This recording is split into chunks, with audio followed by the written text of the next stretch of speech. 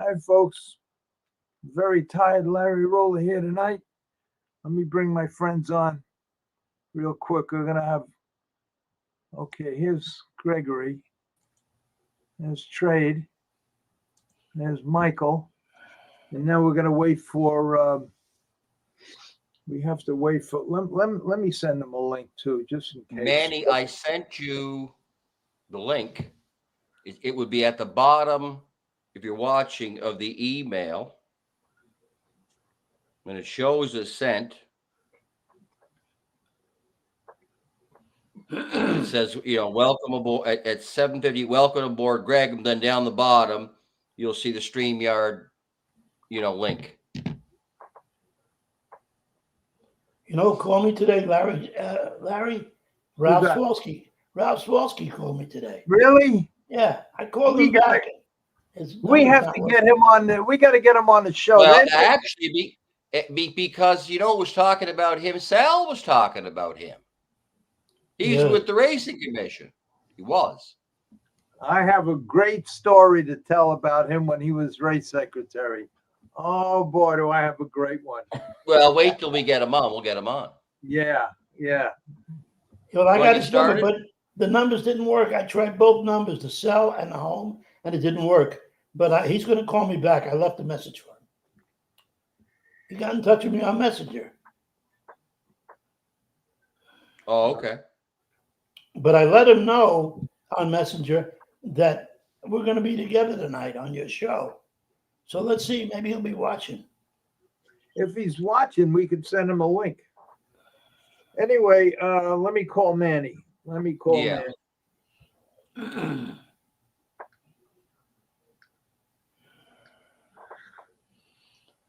I'm going to record that song for you, the one I wrote about Harry Pinall, the Horseman song.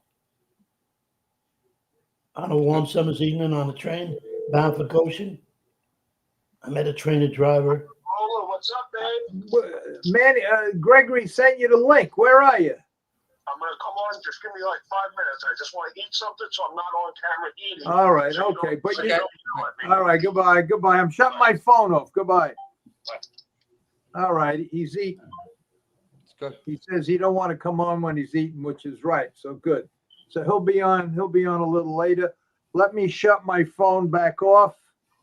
So please, because we're David, folks, good we're evening. You're a loyal friend. Get going. We're all right. Yeah. Okay, my phone is back off again. Yeah, Mike. Yeah, since we saw you last, I did 1 4-hour show, 1 3.5-hour show. Oh yeah. They get well. We don't do that when Greg's on because Greg has very little tolerance for nonsense, and that's what we do. Actually, you know what? Everybody, ever since I mentioned it, has been very good. The issue is sometimes we just got to clarify things, and then 2.5 hours is plenty. People are tired at that point. Well, yeah. But what was it last week? I get on about 10:30. We ended up on till 12:30. Yeah, but I never came on till 10:30. Sometimes you just get on a really good topic, and it ends up going a lot further than you thought. But I got to say, the one I see with Andy, a horse, huh? Why don't we start with that? You bought a horse. Yeah. So Larry, I did end up claiming a horse with Go for Glory. So did Larry freeze No, up? I'm here. I hear. How much? I just how much was it? 25,000. Tell me about how much. 25,000. I went in on the horse for 20%. We claimed him at Pocono. His name is Gretzky the Great. He should be in next Saturday at Pocono. And that's it. I mean, he looks decent. He's he's going to be 6 in January. I almost claimed one for 20 a couple of weeks prior. I wasn't crazy about his lines, but they're actually doing decent with him right now in Saratoga. His name is Invictus, and but yeah, I ended up going with this one. I think this might have been the better horse for me. So. You look up the breeding yet? The breeding, I looked a little bit at the breeding, Greg, and like So remember, What's the sire? his sire is I think it's Mindhunter. Was his sire? I think it was it Mindhunter? I got it right over here. I could tell you in a sec. You got the program Um, there? Hold on, I'll tell you in just a second. Sounds like an Ohio sire. Yeah, I'll tell I you in a haven't heard of second. him. I got his lines over here. No, Steve Jones bred him, so Then he's not a mind hunter then. yeah, Steve no, Jones breeds good stuff. yeah. He's not a Huntsville, is he? Hold on, I'm looking right now. Yes, he is a Huntsville. You're right, and he's you're in good. You're in good shape because Huntsville is a successful son of some beach somewhere. He's the best sire in New York, and he makes it some on the Grand Circuit as well. So, because I was telling you, when I used to claim pedigree was very important because horses that have no breeding, if they take a notion to go, well, all they have is a notion. They have nothing to back them up. But if you get one like that, it's a Huntsville, he'll probably do you. You might have to rest him a little bit or something, and somewhere along the line, he should do you some good. It looked like he was a little tired the last couple of starts. Yeah, right? The last couple of starts. I mean, when we claimed him, he finished 6th. So we just wanted to give him a couple of weeks off, and going to put him in to go on Saturday. So and we'll see how we do with him. Check his blood, right? You check his blood. He said everything looked good on his blood. Yeah. So, but that's what Harmon said at least. So, but yeah, and he checks, liver, red cells, white cells, everything. You got to watch those horses are on EPO or something, and once they falter badly when they're not continuing on EPO. Absolutely, because the body stops producing epigen after you have so much epigen in the system. So the body relies on that epigen, and when you're not giving it to the horse no more, the body's not producing the red blood cells. The horse ends up crashing, and that's how you'll go from a 25 claimer to a 5 claimer. Hair falls out. Do they still race 5 claimers? I didn't think they even have them anymore. In Monticello, they do. I think they're racing.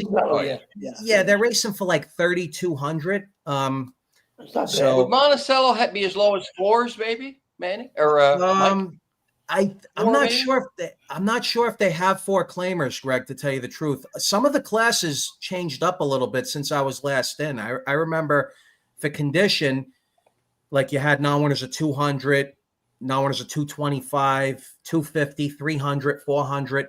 And you had optional claimers once you got to, I think it was non-winners of 300. That's when it was like an optional 75, I think. Non-winners of 400 was an optional 10. So they're writing the classes a little different now than they did a while ago. Even in Yonkers, I noticed the classes are different. Like I don't see winners over 8,000 anymore, winners over 12. So how does the process of the claim work? Who's the race secretary up about the Monticello now? I think Eric Warner is still the. Eric's still there. Yeah, he's still there, and Sean Wiles, I think, is still the GM up there, as far as I know. I don't know him. Yeah. So. Yep. David says Monticello had 4 claimers when I raced there. Yeah, but I don't know about now. So what was the process of? What was the process of claiming, Mike? Did Harmon's call you and say, we have this horse kind of thing? What do you think? So I was So Harmon wanted to claim the horse, but also one of the main owners in Go for Glory, they used to actually own that horse. They had him, I think, as a 2-year-old with Paul Kelly. And then they sold him for I think like 62,000.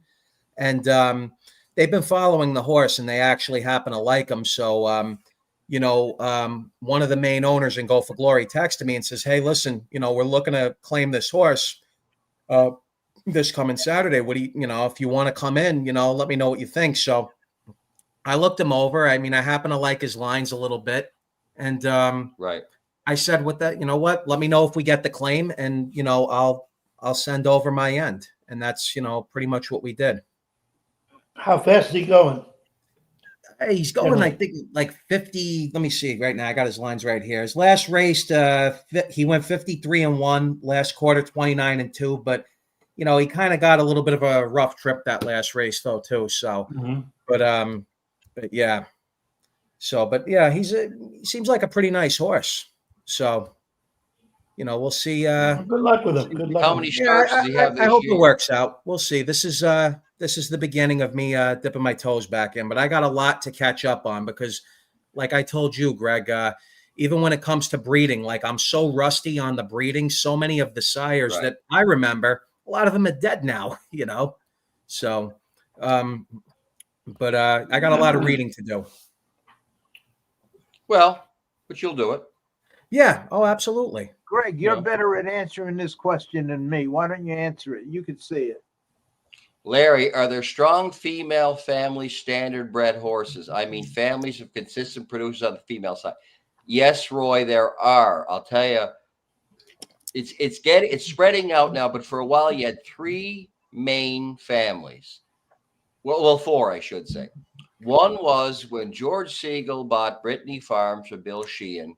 There was 3 mares. The creme de la creme was Keystone Profile.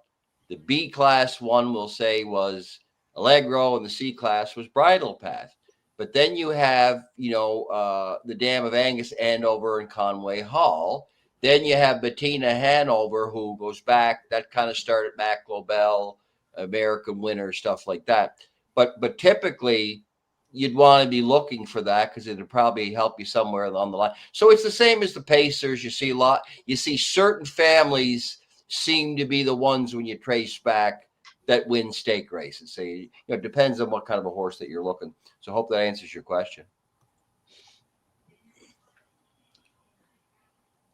But it is interesting about how certain families, and you'll also see families that are dormant for years. They don't do any good.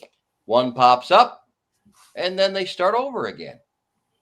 So now what's happening too, where they're bringing, mares from France, and I see one racing like the Meadowlands from Sweden. I know the Amish are importing Green Vacations from Finland, I think is where he is.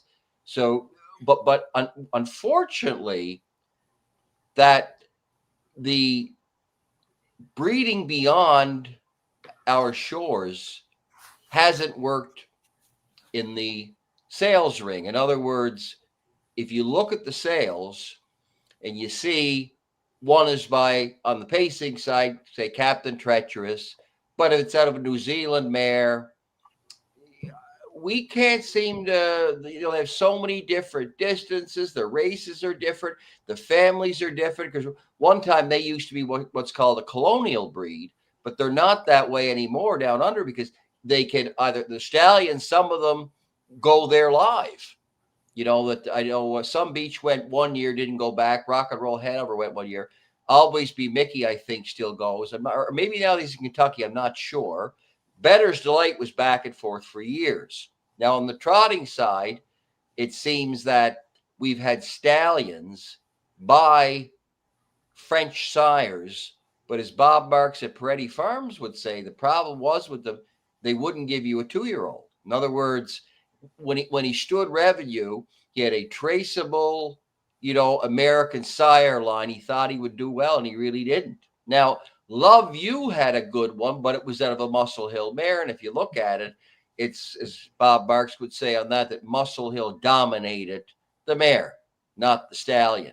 So, we're still pretty reliant upon, the North American breeding, if you will. Certainly, in the sales ring, even one like Chardonnay, who was as great a mare as there's ever been.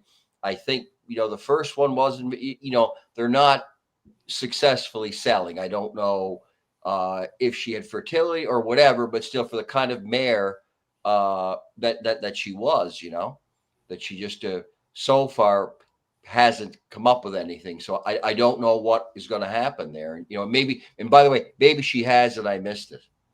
But again, you usually see those things.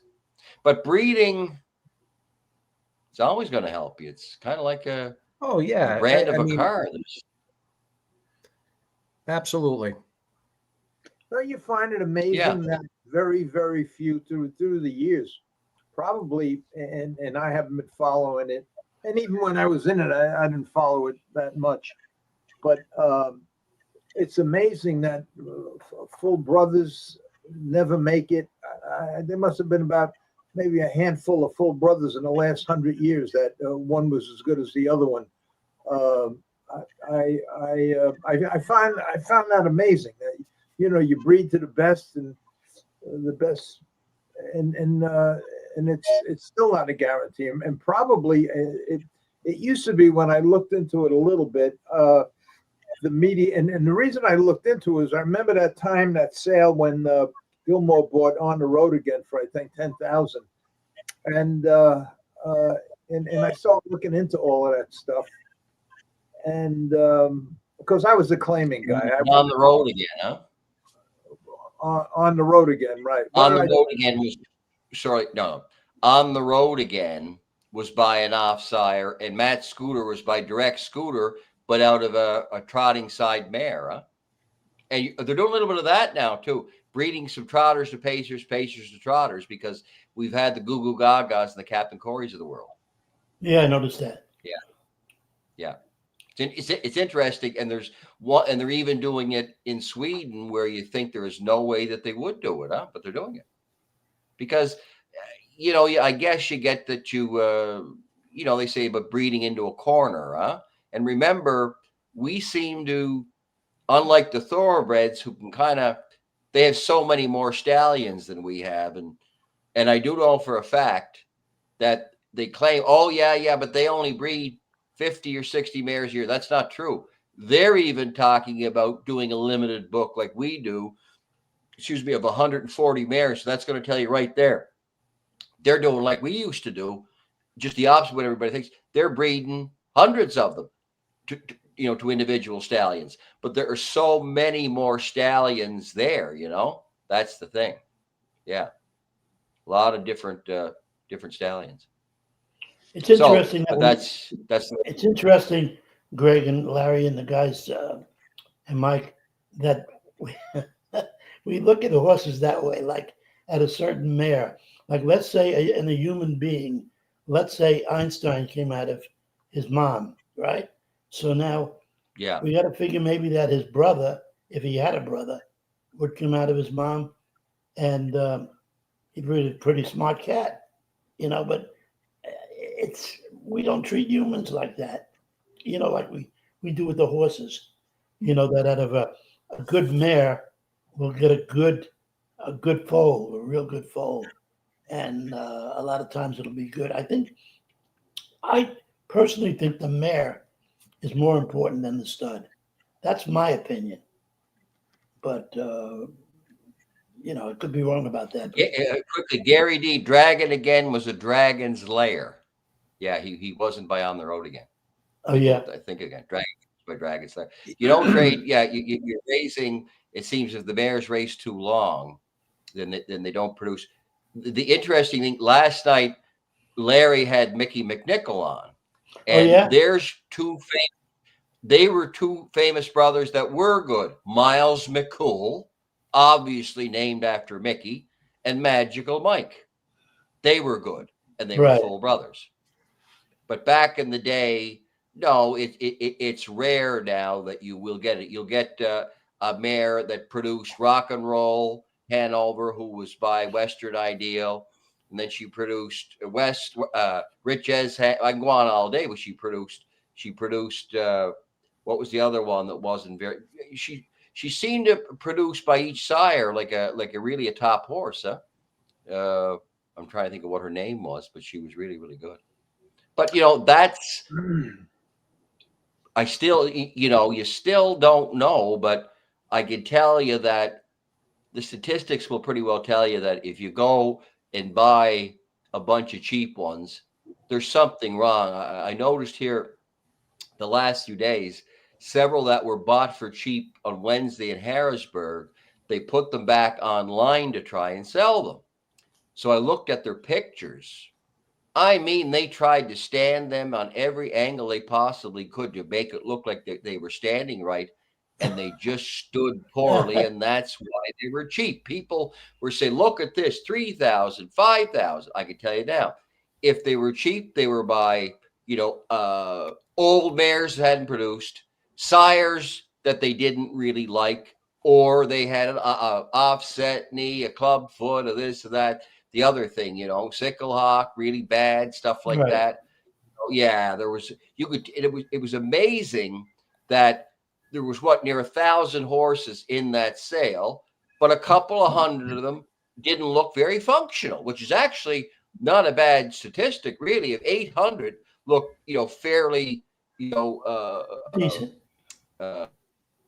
And look like they could go out and race and do the job, but only a couple of hundred did. And remember, some of those ones that were cheap will come back and haunt them by accident. Some of them will be good.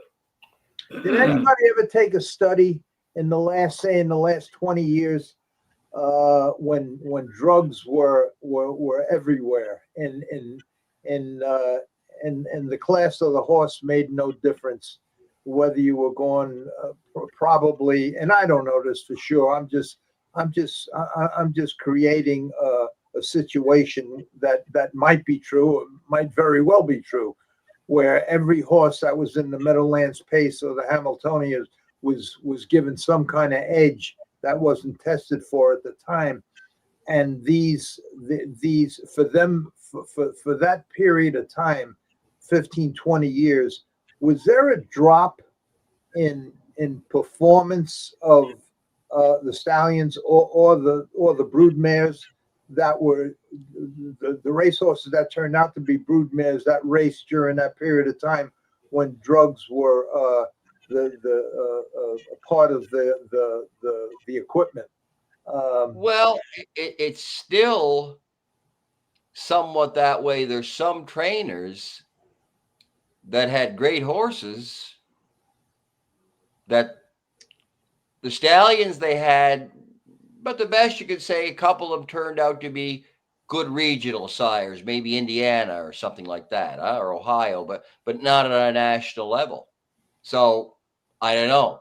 They've always said that. I mean, or back in the days of Mac Lobel, that he wasn't a good breeder, and those were in the days, when Winstrol was popular and everybody used it. And again, if it was given in prescription form, there was nothing wrong with it. But people would go and say, "Oh, well, they gave him the steroids." I don't know that it was that. Everybody did it, and it was legal, and it was approved by the Food and Drug Administration. So, to me, what can you say about that? There's a lot of factors. In other words, I'll bet you there were several stallions that had Winstrol or Equipoise or whatever went on to be good stallions. But some of the conventional wisdom say it's not a good idea, and maybe it isn't. Yeah. I remember years back. I remember the story. I don't remember the farm, and I should remember the farm because it was a very popular farm and had a lot of good stallions on it. But I heard that because every stallion that went there, and I believe it was either stallions that went there or the brood mares that were housed there. Nothing ever came of anything, and the reason they come up with many years later was because the farm was the whole farm was covered with high tension wires that ran across the whole farm, and it basically sterile every stallion that was there. I think that was the story. Do you remember anything like that happening? It was a popular farm. Trying to think which one that would be. I don't know what farm it was, but I believe that radiation from those wires can affect humans and obviously horses too. Yeah. Well, I'll tell you, after I heard that, I was looking for a home at the time, and I definitely wouldn't buy a house that was underneath or anywhere near high tension wires, and because they say that it has some effect. I remember when they first built the Meadowlands. I think this is the right story. They're supposed to put 4 inches of blacktop down, and the smell was so bad because it was built over swamps, all dry land stuff. And I know Kaish wouldn't even come there because he used to get headaches. And then they put some kind of, they wired up the whole place, and they found that the smell that was coming from the ground was really it was toxic. And they added another 2 or 3 inches of blacktop throughout the whole barn area. And after a while, the smell went away. But I think I kind of believe in that stuff with the high tension wires and all of that stuff. But I know one thing: there's no high tension wires anywhere near the house I did buy. I'll tell you though, that's a funny thing about that. Having worked for the DuPonts and the Exxon Mobils of the world, high tension wires or living near chemical or oil refineries, you can't say that they are more of a health risk, and you can't say that they aren't either, because there's so many factors that you could have a bunch of people who happen to live by the power line that they tested, and a lot of them smoked or something, so that therefore there was a higher amount of cancer. I see them now, like in Newtown, there are several that have the high tension wires, and they don't seem to mind them anymore. But what they are, obviously, is they're an eyesore, and you'd think, with today, that they could just put them all underground anyway, which you are kind of seeing, now with the fiber optics, huh? Question for Larry: Sundance first time. I not see her here. Okay, don't see her here. Also have talked to her about getting Greg Waslick on. The funny thing, I know Greg. Greg used to be a trotting guy and always had the big beard and that. Now he has no hair. It's so funny. I hadn't seen him in years. He's a horseman's representative now and a good one. But he lost all that hair he used to have. He took it all off. It was a funny one. I kind of didn't know him when I saw him. That EPO does strange things, Greg. That EPO does strange things. I'll tell you. I'll tell you about it. What? Is he Amish? Is the guy Amish? Your friend, your buddy, the guy you're talking about? What buddy? With the big beard. He used to have a big beard. No. Yeah. Oh yeah, no. Greg is not. No, Greg Waslick was a driver at Pocono in the day, and he's now a PHHA representative. But speaking of the EPO, by the way, I know you're being funny yet, but the hair falling out, that's a funny one. But Trade, there's not enough research about horses, and it's hard to tell, and they're doing more research, because the horse can't talk. Right. Yeah, Joe Guarino. Someone was supposed to send me Greg Waslick's number. I never got it. Okay, but it can be gotten from the PHHA, I'm sure. But thank you, Joe, for that. I gave Joe your father the night off, Mike. Yeah, he's a little tired. I gave him the night off. Yeah, he needed a night. He was on. He was on here the other night. It was actually I seen the other night with Andy Santaramo on here. I mean, I remember Andy from like 20 years. Andy's a funny guy. He really is. Oh, yeah. And he tells a story. It's hysterical. So, but what I said, somebody said. Oh, was he? Andy, yeah. When he was younger, he was a good driver. Somebody said that Mickey McNichol was underrated, and I said I didn't think so. I always thought Mickey was a great driver in the day. Yeah, Mickey was very good. He dominated Pompano, and when he came up here, he won the Hamiltonian with Alf Palima. And by the way, there's where Alf Palima went on to be a great sire in Scandinavia too. By the way, Mickey drove nearly perfect, and Mickey McNichol and Joe Caroluzzi in the day, boy. They had 2 barnfuls in Pompano, and they had a lot of good ones. They had a real good stable in the day. They were a good partnership, that's for sure. For a long Mickey time. did good at a lot of different tracks over the years. I mean, I feel like he did good wherever he went. Oh yeah. He was good. Kind of like Wally Hennessy in a way. Wally Hennessy did great wherever he went too. Yeah. And chose not to. I've talked about that. Wally chose not to stay at the Meadowlands in the day. Everybody thought, well, you got to stay there because that was in the day where it was the only place that raced for money, but that isn't true now, huh? So Wally was doing Pompano in the winter till it closed, and then the New York Sire Stakes where the money was good in the summertime, huh?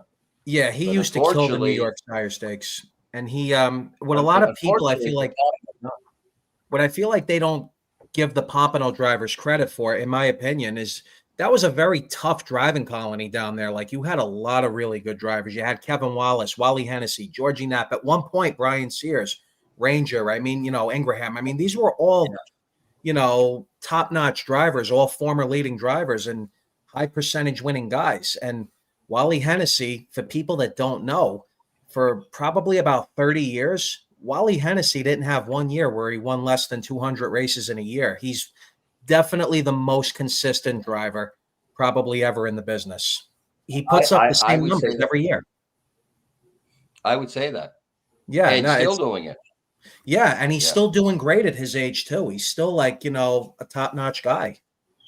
How old is he now? How old is he now? Approximately. Wally, late 60s, maybe 68 or 9, I think. Yeah. Oh, yeah. 8 or 9. Yep. Yeah, something like that. But he still looks just the same, really. Because it seems still doing good. That a lot of them, when they get older, their body language changes. You can see that they look older out there. And that. Now, what do we got? Larry, I've seen Wolfpack. I remember Momentous, and Mr. Cadiz had one called Camper Scamp. All of these horses want to kill you, not hurt you. Did you ever have any horses that were just pure evil like that? Larry? Yes, I did. I claimed one from Vernon Dancer, and naturally, because I'm supposed to remember his name, I forgot it. But he was a really bad horse. I wish Donald Dancer was on. He'd remember the horse. He was a killer, and he almost got me. He almost got me. I walked past the stall. Good thing it was in the winter time. I walked past the stall, and I was all bundled up naturally. And he got me. He grabbed me, grabbed the jacket right over the stall door. He come charging, and he pulled me over the door. And if I didn't make it out, I scuffled around the stall, and he chased me. And I made one leap for the door, and I got over the door. Had I not gotten over that door, I would have been dead. Wow. He was. I'll think of the horse's There's name. certainly less of them now, I would say. Huh? It's kind of. I hope they bred all just like they breed out a lot of bad lameness problems. They should breed out the crazy horses. Yeah, but I believe that. Listen, I believe the crazy horses, most of them are made by the trainers who break them from scratch. They get, if there's a lot of guys that are very mean to these animals, and the animals want to fight back. You can't blame them. No, that's very true, Trade. But there's some horses that are just born bad. Yeah, that's true. Yeah. There's a horse, Red Sails. I remember when I first got involved in the business, Red Sails had a reputation of killing a couple of guys, along with 2 or 3. Lucky Lane, I think Lucky Lane. I'm almost positive it was Lucky Lane was the horse I claimed from Vernon Dancer that almost killed him. And from what I heard killed 2 or 3 guys. Donald Dancer would remember this, and I claimed him from Vernon Dancer, and he almost got me, and he was really nasty. And that's something you're scuffling around on the ground. He let me go when he got me over the door, and I just scuffled around the stall, and I just made one leap. Had I not made that leap, I'm not sure if I think he was looking to get me with his head. He's looking to bite me, rather than kick me, I think. But I know one thing. Had I not made it over that door, I would have fell to the floor, and that would have been the end of me. All it would have taken was one kick, or if he bit me again, you can't get loose. He would have just probably, if he got me again with all the heavy clothes I had on, he probably would have shook me for a while. Maybe the clothes would have tore. I would have got loose, but it was scary. The name of the horse was Lucky Lane. That was the horse, Lucky Lane. I got to remember that. Yes, Donald answered about it. He was trying to get lucky that day, but he was trying to get lucky with you, Larry.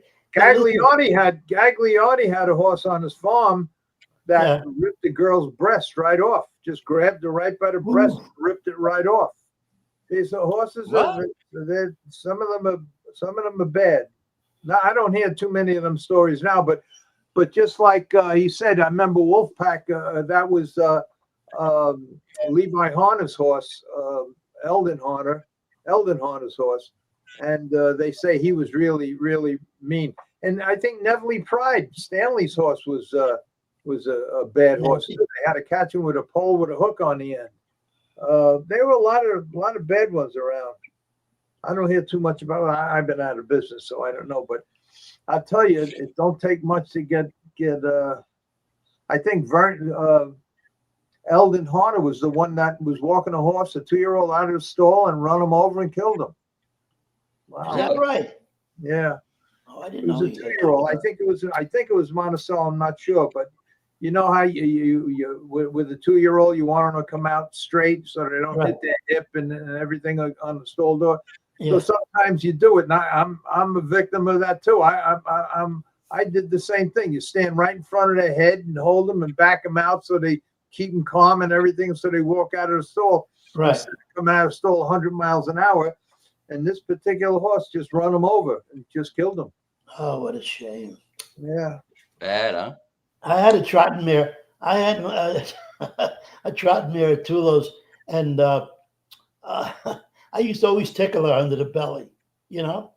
And she was a very calm horse, actually. But one day I had my big jacket on, and I tickled her under the belly, and she grabbed me, and she lifted me, you know, like pretty high. She lifted me like 2 or 3 feet off the ground and then just dropped me.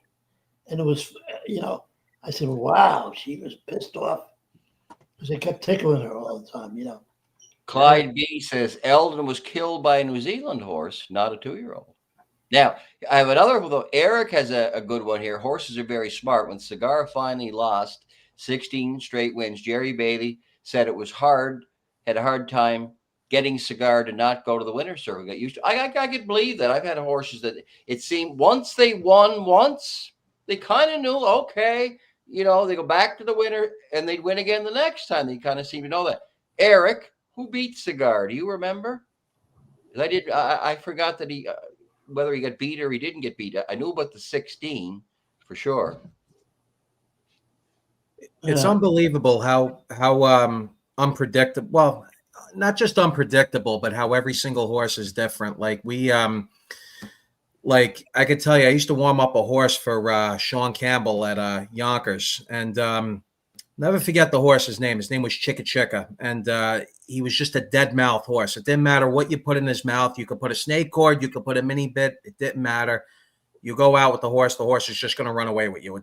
You could try to put him behind another horse, you're going to just run him right over. I remember always had to keep him on the fence, and it would take 3-4 people to actually, like, you know, stop the horse and unhook him. Like, it's unbelievable sometimes, like, you know, what you go out there with too. I mean, you got a horse that's afraid of a tractor, water truck. They make a U-turn on you. You know, I mean, it's just, you know, it's a dangerous game. Yeah. Well, it's gotten less. Mm-hmm. So, but yeah, but because remember now, as far as warming up, as you know, that's cottage industry. Yeah. You see guys warm, if there was 15 races for the night, he'd warm up 15 maybe. Yeah. Think about that. Yeah. Not like it used to be. Yep. You know, when the trainer, you know, would be there and warm up the horse, huh? Yeah. It's a real, which is not a bad thing, because for the big stables, well, they couldn't be there to warm up every horse anyway. So It's actually not, it's good for guys who want to make money and go warm up. Yep. I think it was like, I don't know if it changed, but it was $10 a warm up when I was last warming up. But I don't know that's what it is now, I think. Oh my God, it still never went up. Well, no, but I would usually give them 20 if I had to get somebody to do it. But you know, that can just depends. Yep. The other thing was, you know, I was going to bring up, but the warming up at the Meadowlands, some of them just go around one turn and come back, one turn around, come back in. That's the warm up. Yeah. Not like it used to be. Remember the day they'd say that you had to go the last trip in the bike 10 seconds from where they would race. Yeah. So if they paced at 2.5, they'd warm them up in 15.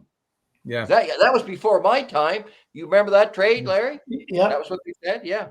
Yeah. I remember it. I remember it well. And I also I wonder if them old timers that that believed in that, if they were around today and they were on this podcast and we asked them the question, would it be better for the horse if we warm them up 3 trips, jog 2 miles, and 3 separate trips before the final trip, especially with a trotter? Would that make a difference, or do you concede that it was all just a waste of time and a belief that somebody invented and everybody just followed through? I wonder what they would say. Well, we'll never know, but I must say that most of the old timers that I talked to would say, yeah, it was overkill, but the horses were different then. Okay. Yeah, they definitely were. Yeah, but I haven't heard really one old timer say if you brought the horses of yesteryear back, they go just as fast in that. I don't believe that. I remember talking about when I was talking to Ronnie Woodbury the other night. We were talking about my uncle looking after Meadow Elva for the Houghton stable. I'm going to say she took a record of 59 or 59.2 at Liberty Bell. And like he said, well, in his 80s before he died, she'd be a nice, 4,000 claimer today, huh? That it wasn't just because in those days, the bikes were light and it was different. But I'll tell you what has helped, obviously, is, when they took out the hub rail. Like, I think it's getting to the point now. A friend of mine said to me, really what they need is to have some kind of a light under the pylon to make sure that they're not moving. Because think about how, when they drag the track and redo it and that, does it get put right back in the same hole every time? Think about it.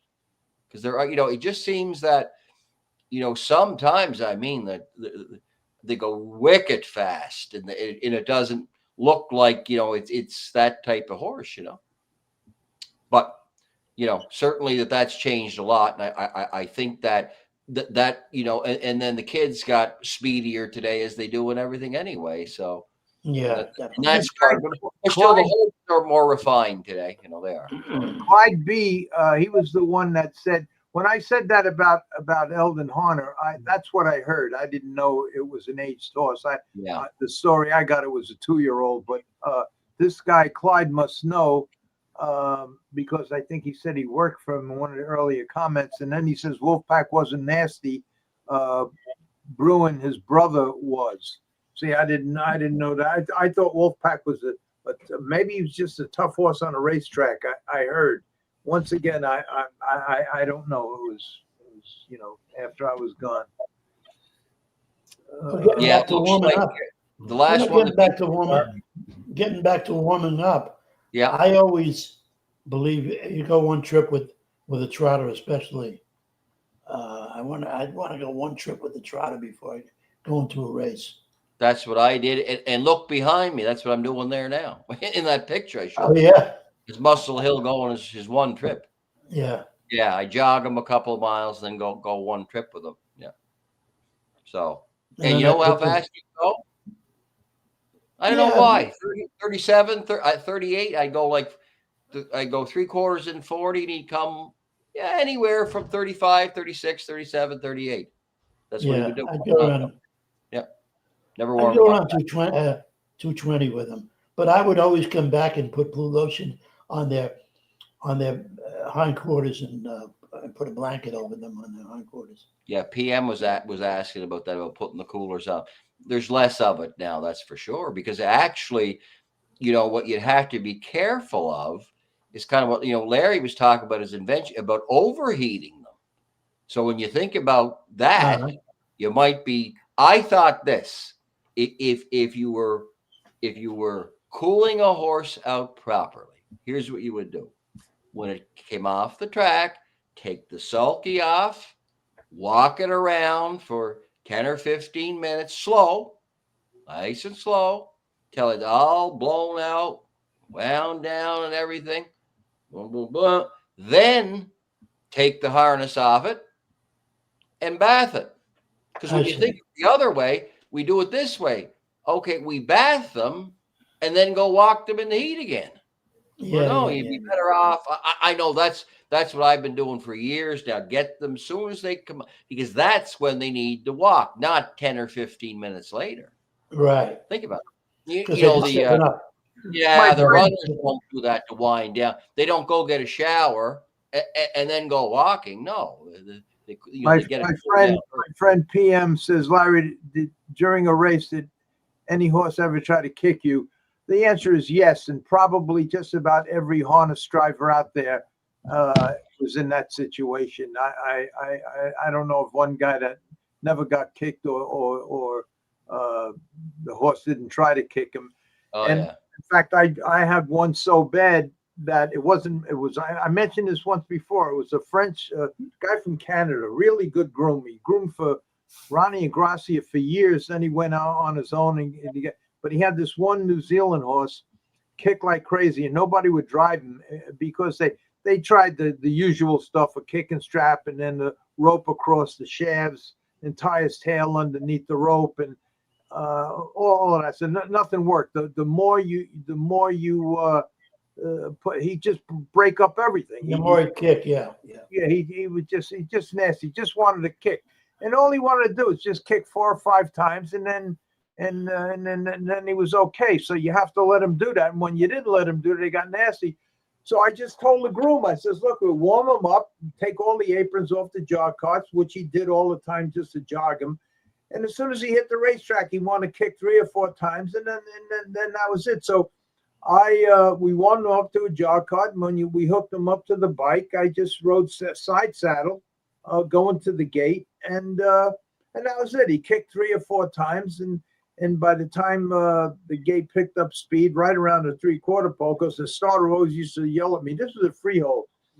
He says, "Get them feet in the stirrups," and I just wheel around and put my feet. But he was done kicking. But yeah, every driver out there either been kicked or it's a dangerous thing, and it's. But yeah, the answer is yes. Not only me, but many other guys. And they throw the feet at you, definitely. When they get you, they get you. But a lot of times you see it coming, and you lean back, and they just bounce off your chest. It's not really a real direct shot, but sometimes they get you pretty good. And you got to remember that you could be walking a horse with a lead shank and right at his shoulder, and on the left side, and with that left hind leg, he kick it right in the forehead. People don't know that. His shoulder, that left hind foot, it go right between your eyes before you even know it. Boom. So it's an interesting comment. Tony Morgan told me you paint houses, not horses' legs. He actually might have a point there. I'll tell you why. And Manny is coming on. Wait, just hold on. Don't you worry. I'm coming here. Here I come. Good. Manny's coming.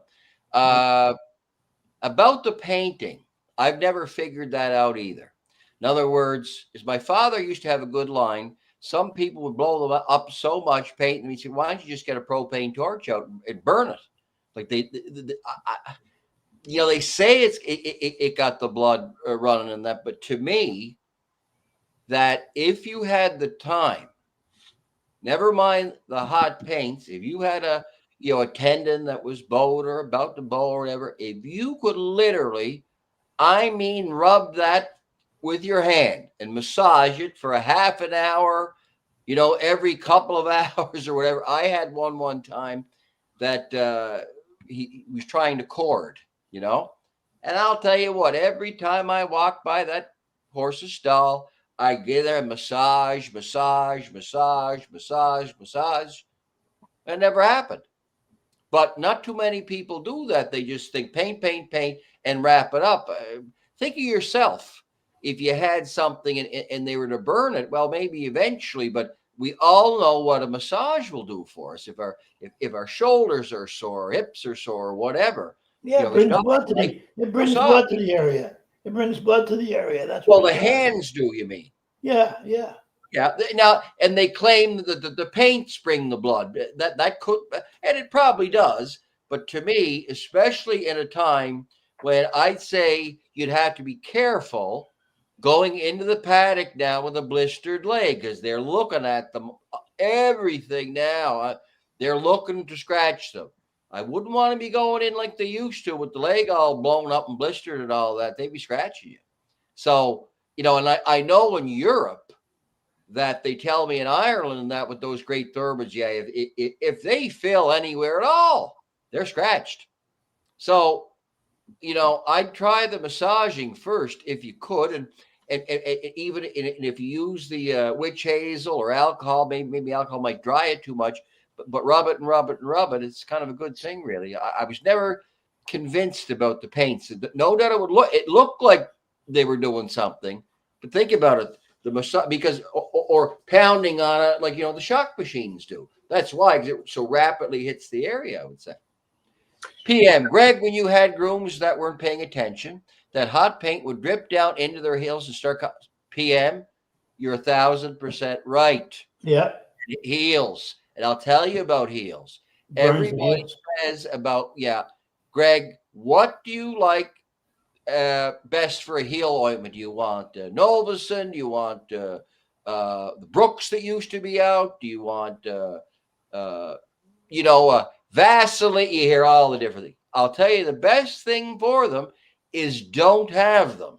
And the way you don't have them, I see a lot of them, spray them off, scrape them off, wrap them wet, paint them, whatever, and they're wondering why the heels are broken out. PM, you got it right on there. You got to dry those heels.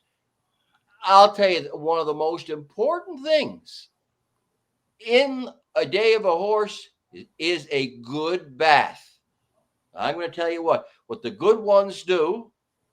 Christy, that's been with me for years. I'll tell you what, sprays off the legs. Yep. And then she used to work at a tack shop and people be coming for all these kinds. No, get just the antibacterial soap, whatever's on sale at Walgreens or CVS or whatever. Lather the legs all up good under the heels, rinse it right off, and towel them as dry as you can get them, and that'll work. I had a friend one time, Angus. You guys don't see. Larry, do you remember Angus Arsenault that used to be around the Meadowlands, little short guy? I think so. I think I do. Yeah. You probably do. Okay. Angus tells the story. He had a buddy of his going away. Panalog Clyde is right. That's when it's too late and you've screwed up the heels. Panalog will help you out. He's right about that. So Angus tells the story. The guy was going away, friend of his, going away for a week. And he said, Angus, you got to promise me one thing. What's that? I got that bottle, jar of Novosin. It's right in the top of the trunk. If you do anything, Angus, I beg of you to use that Novosin. Angus said, okay. Angus had the horse always did just what I was talking to. Got the scratches off. Didn't make the bleed either. Got to be careful taking them off. And then they did the same thing. He'd tell you he'd have 2 or 3 towels. He had good fresh. Boom, boom, boom. Guy comes back. First thing he does, goes to the trunk. Angus, I can't believe it. The one thing I told you to do was to put that nose in the horse's head. So Angus said, we'll go look at them. How do they look? Well, they're perfect. He was right. He said, when you were doing the Novosin, they were still bad. There is, there are so many things, but it's like that gets into when they talk about poulticing things. The old timers used to say about cow manure. I can't go for that because there is nothing more disease carrying than anything anal, if you will. Now, I know a lot of the old timers swear by the cow manure. I'm not the cow shit, but again, it's so dirty. Where a lot of these, whatever it is, it's cleanliness is what you need for starters. Yeah. Trade, you're going to say something. Go ahead. No. I was going to say something about DMSO. There's a big thing about DMSO. I always loved DMSO, and I used a lot of it. But they're using humans a lot. They're using it on humans a lot now. Absolutely. Got to be careful of it now.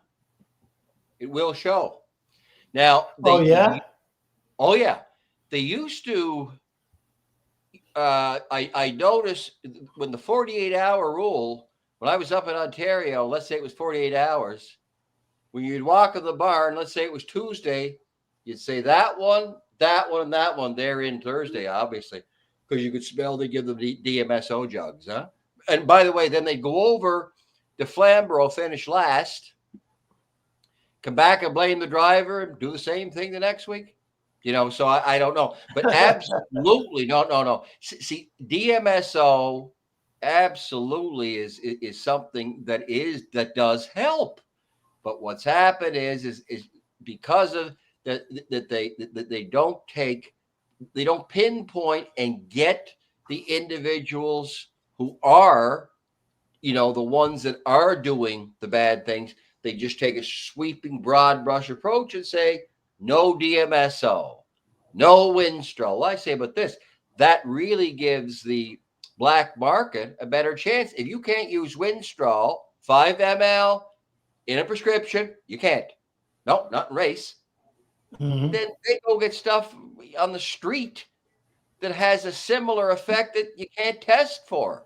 Like I heard some really, stories from people who knew in the day. They talked about how guys would go into downtown Toronto, Chinese town or Chinatown or wherever and get all this stuff. They had no idea what it was. They'd run it into a horse that was raced at Flamborough that was maybe no good. And if it won and the guy passed the test, here they go. They start using it. But that's how they test it. Because I always wondered. But yeah, there's so many things. I think Mike mentioned, used the phrase here a couple of weeks ago about EPO, about the tracer. And you're right. So all of the things you might get on the street, if there's no tracer in it, how do you test for it?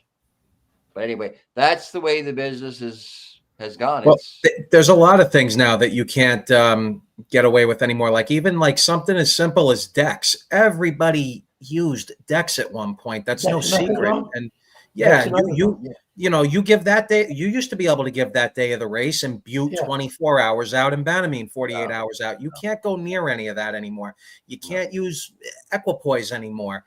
Even in Pocono, I remember you used to be able to race on Amicar so far out. Clenbuterol, it might have been a couple of days out. I don't know if it was like 72 or 96 hours. Rabaxin, like I don't even think you can touch that anymore, even in Pocono. But I mean, one thing that was nice is Rockingham. You used to be able to race on Butte day of the race. I mean, that was no problem. Well, and did they have? Was it Massachusetts or one of the where you could Amicar was used as well? I think.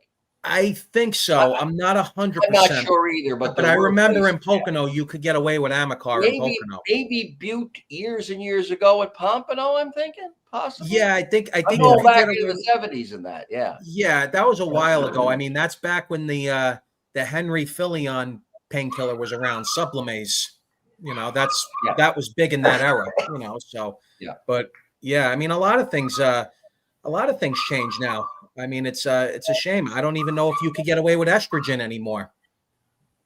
I think you can. Probably not.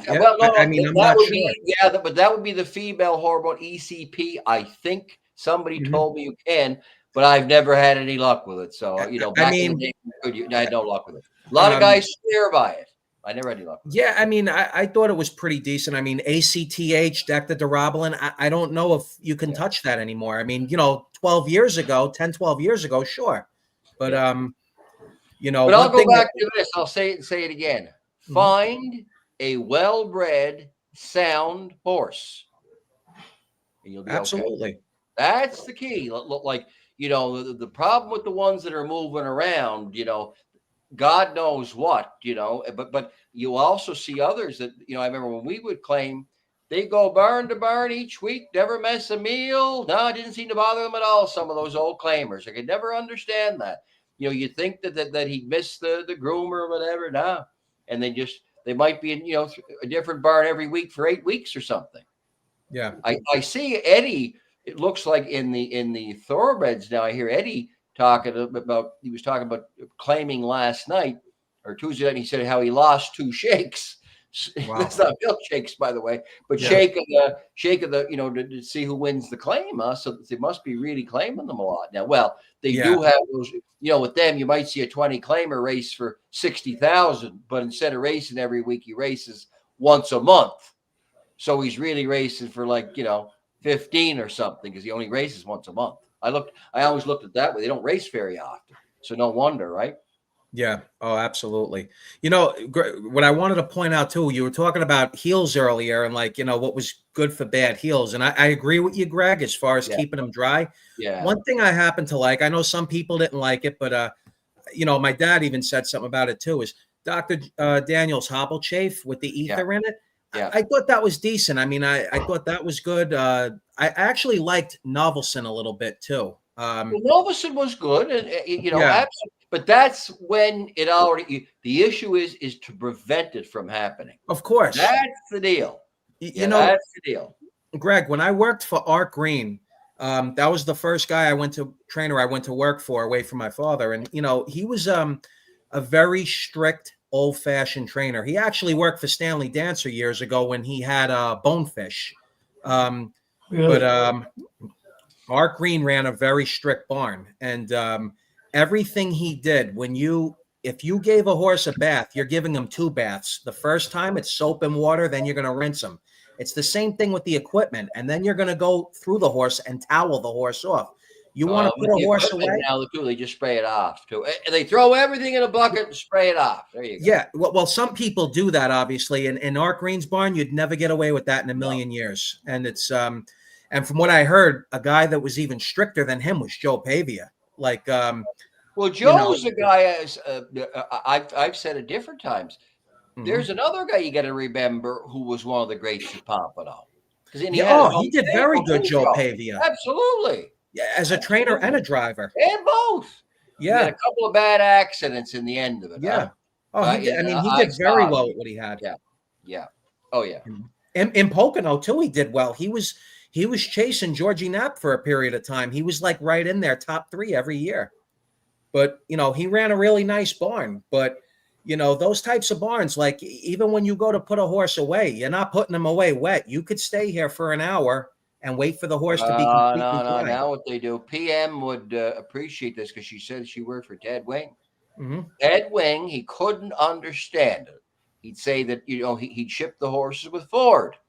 So let's say, Ted said if they were in the first race and you were in the second, you might as well just come off the track, take the bike on, and walk with the equipment and everything right out of the truck. When but the way he'd say, PM, I can't understand these people. How they get on the truck, because Wing would be there watering them, walking them. Oh, yeah. Spray them off with the hose spray, the harness on, and right on the truck. Yeah, no. And all the windows open too. Yeah. Art Green would have a friggin' heart attack with you over that. Even when you bring a horse off the track from warming up, you're taking all the boots off. First off, you're going to take the boots off, put a cooler on them, bring them over to the friggin' piss stall, get them to piss, bring them back. And now he would want you to clean out their heels, dry them, clean out the knee boots, tenon boots, whatever, boots they were wearing. If it was a trotter and you had trotting boots, take it all off, clean it off, dry it off, reset them. Right. But everybody's different. I've seen people leave the horse on cross ties with the bridle on with no cooler and just didn't care, so I've seen that too. I've seen them put the harness. Yeah, I agree with you, Trade. I've seen them put the horse that was in the 10th race. Mm-hmm. They put it on if they had won the first race, and they leave it on until the 10th. Yeah, I've seen that. It goes on, but as far as somebody said with Scott Lake's nickname at Parks was the pharmacist, that I wouldn't know. But masking drugs, Roy mentioned about Amicar at Belmont. That's interesting. And Roy also said about DMSO, how you taste it tastes like garlic. It tastes like.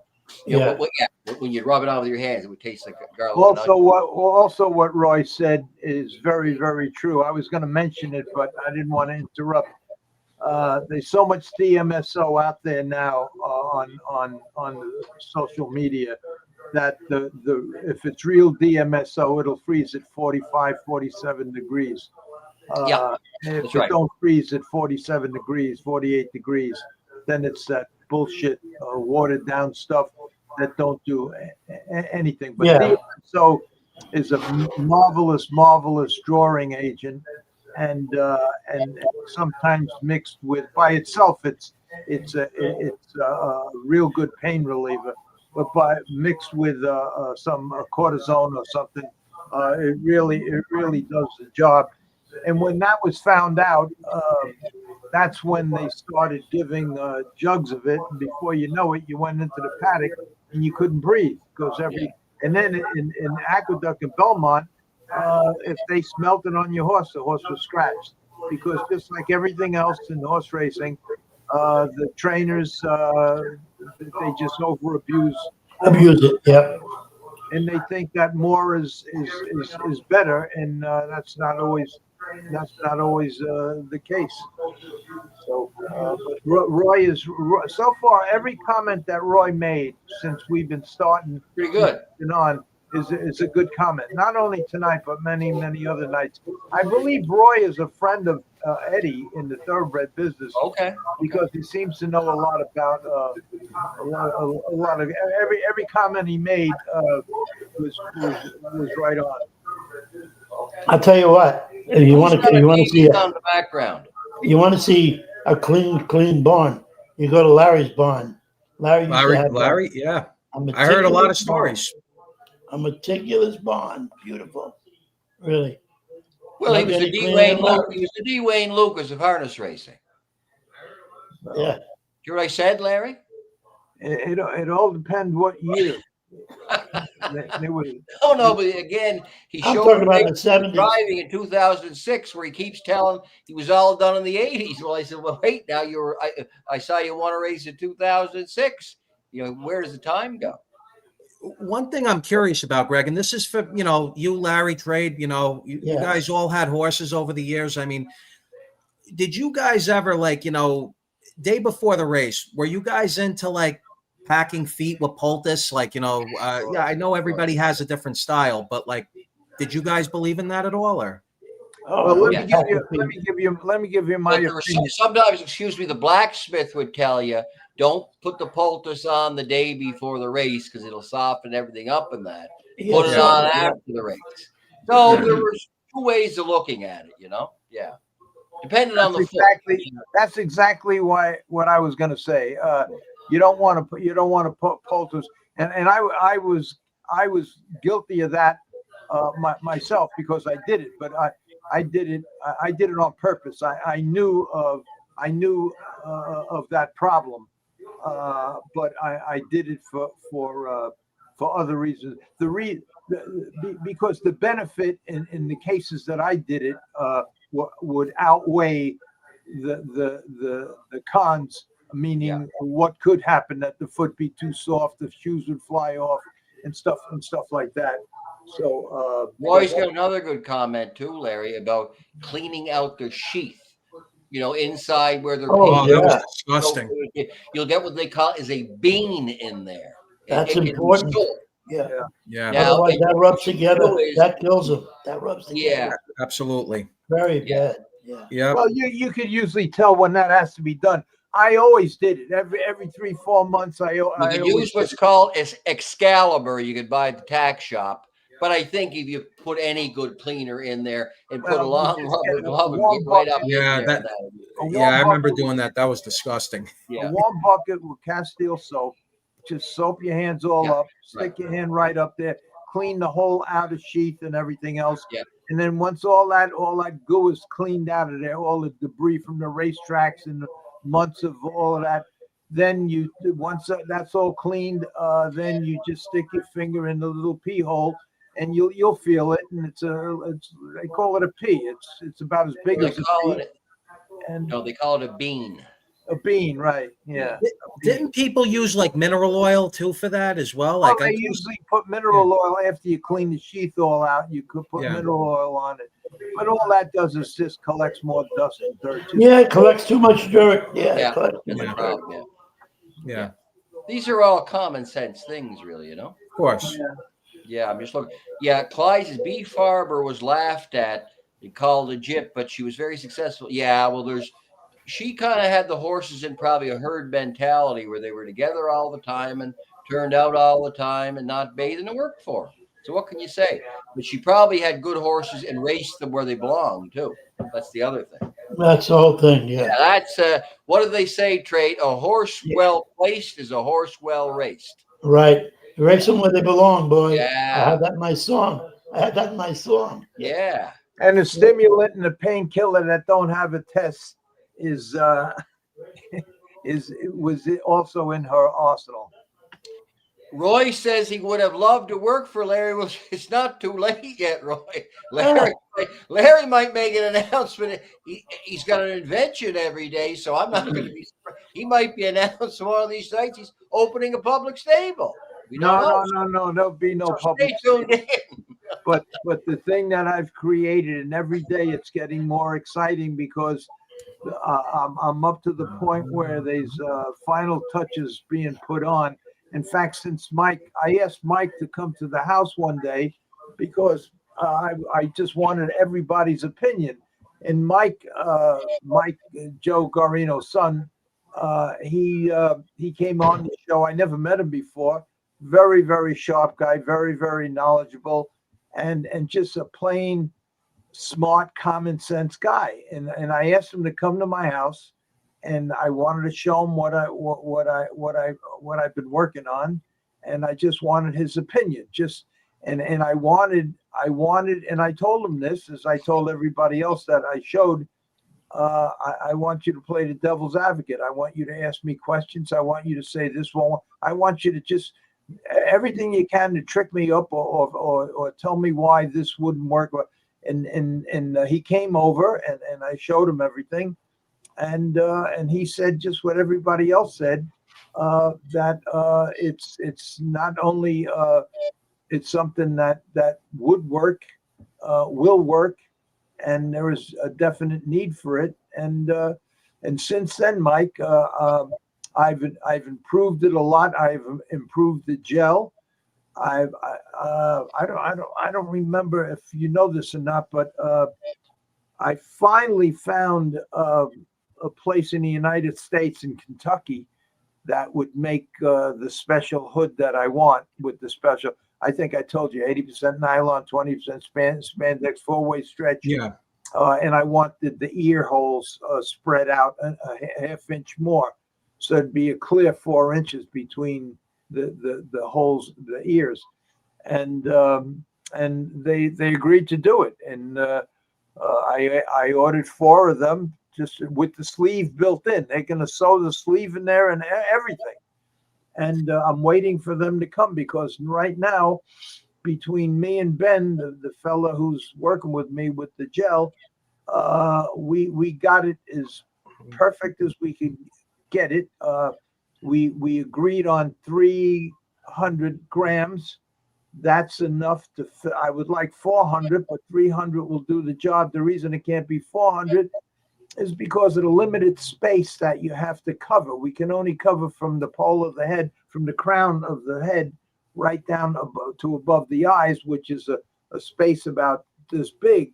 So if you put more than 300 grams of anything in there, it's going to stick out more than 10, 15 milligrams, millimeters. So that was a challenge. And then we had and I think I just found this out today, and I sent it over to Ben that we're going to have to. You can't just have a sleeve that has this gel in it because naturally it would all go to the bottom, the gel. So we had to make compartments, and that was a bit of a challenge. But we finished it all. Now I'm just waiting for the biggest problem I'm going to have. And according to Ben, the guy who invented the gel, he says that it won't be a problem. Is the polyurethane bags that they go in, even though they're 4, I think it's millimeters, you call it, and I'm worried about the seam.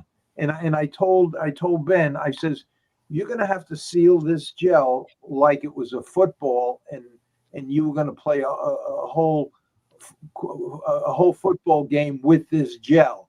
That's how strong these seals have to be. Right. And he says that that's no problem. So that's the only that's it. If that's it, I'm waiting for. In fact, I just talked to a couple of people today that once I get these blinkers in with the built-in sleeve, if I'm happy with the sleeve and I don't have to change it, I'm gonna put the gel right in there and go to Eddie's barn and work a couple of horses. I have a thermal temperature thing that he told me to get. I have a regular, so I could measure in thermal and regular temperature and everything. I got it. I don't know how to explain it, but I got everything covered. I know what I have to do, and I have everything covered. And once I do that with the horses and everything stays in place, nothing shifting around, then I'm ready for the next step. And the next step is going to be the important steps with the heavyweight people in the industry. And I'm going to be talking with Sal as part of my team now. And he, between him and Freddie, we know all the right people to go to. And we have an open invitation to these people.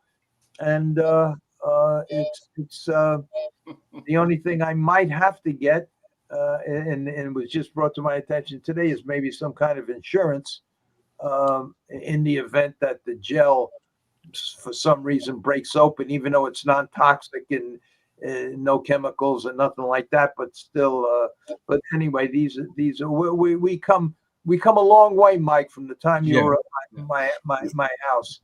And I appreciate you coming. No, absolutely, Larry. Thank you for having me. And we had a good time. The food was excellent, by the way. And I did look over the material you gave me, and I was talking to my dad a little bit about it. And I'll tell you, Larry, I love the idea. I think it's going to help every horse.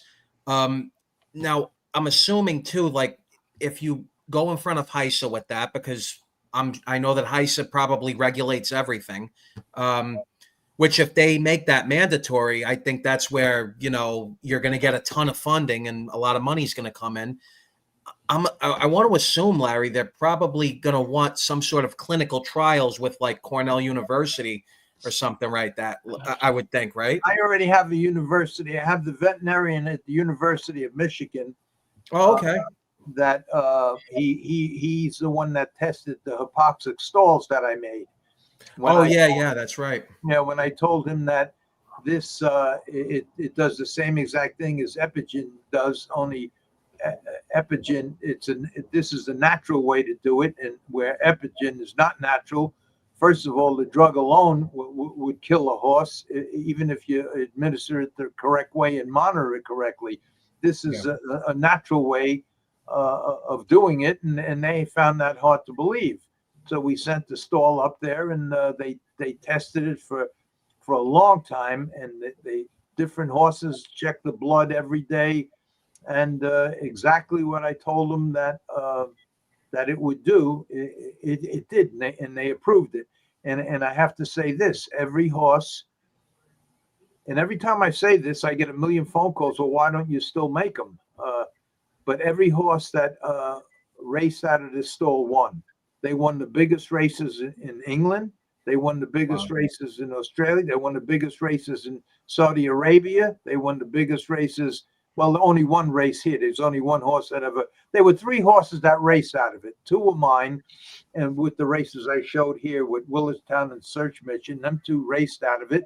And Broad Bond, the winner of the Hamiltonian, his owner bought one of the stalls off me, and he won 2 or 3 of the. As soon as he was put in it, the following week he win. He was in with a bunch of horses that year that he just couldn't beat. There were 3 or 4 he could never beat. And after he come out of the stall, he win, and then he win, and he win, then went into the Hamiltonian, and he just wired the field. And a couple of questions here, Larry. We got to hit. Okay, go ahead. Clyde, you got a good, but Larry not pushing that on Shark Tank. Like showing CNBC. Yeah. They had, it's a good show. PM, you're talking about Forstner's hoof packing, which, by the way, I didn't realize the black stuff. That would really soften the feet. I used to use it all the time. Yeah. Yeah. That would soften it, more than sometimes the poultice would just, dry it up kind of thing. But certainly if you want to soften a foot, the Forstners, and they used to make it at Dill's. Here's the funny thing about it now. Forstner's now smells like Reducine, and Reducine smells like Forstner's. Whatever it is, they changed. I don't know if it was a government issue where there was a chemical and what, I don't know. But honest, if you do it, Forster smells like Reducine, and Reducine smells like Forstner's. And I think that was about wrapping legs on that one, Clyde. I think on that, the best way to get around that, if they need to be wrapped, they should be wrapped. If they don't, maybe not. Kind of like yourself. Right. That's about what that was. Well, we used to do the coronet. We used to always do the coronet with the Reducing all the time. That's right. Yeah. And Gary Lewis stabled every horse on Pete Moss. 5, 6 inches. Yeah, I hated the look of it. Yeah. It was a mess. It was a mess. Yeah. But they claimed that they could breathe better, and it was the moisture for the feet. But I never liked it. I guess Manny is not coming, Larry. We've been waiting for. Oh man, that's disappointing. That's a long 5 minutes because I really wanted to interview him, because I was gonna. I said I'll get some good answers out of him, but maybe he'll come on eventually. Might have gotten held up. What else we got here? Canadians used to mix linseed oil and bran for hooves. Yeah, that was true. And the same, where I'm from in North Sydney, Nova Scotia, in the center field of the track, there was a place where there was mud, and they claimed that the great Joe O'Brien, in the day when he would come to North Sydney, he would go out there and make it into buckets full, and that's what he used for hoof packing. That's what they claim. Could be. Well, Jimmy Cruz came from California with buckets and buckets of California mud. And every one of his horses had mud on from the stifles down to the foot, from the shoulder down to the foot. And it didn't take long before everybody says it's the California mud. And it didn't take long before 2 guys from Queens went to the East River and filled buckets up with mud from the East River and sold it as California mud. And the stink that went through the barn area because these trainers bought what they thought was California mud. It was from the East River. So it's just it's unbelievable what you go through in the horse business. And I told a story about this 100cc syringes full of vodka. They were selling for $110, and everybody was buying them up. And all these horses it was going to stop bleeding, was going to stop, and all it was water with vodka. It was a joke. And that story, I could tell 50 other stories just like that they have these sales people going around, and it's same thing with what happened when the magnets come from Germany, the magnets and the bell boots. Everybody wanted magnets, and sure enough, they start manufacturing the bell boots and all kinds of boots with magnets in it. The only problem was when something, I always investigated it because I was always interested in something that could help.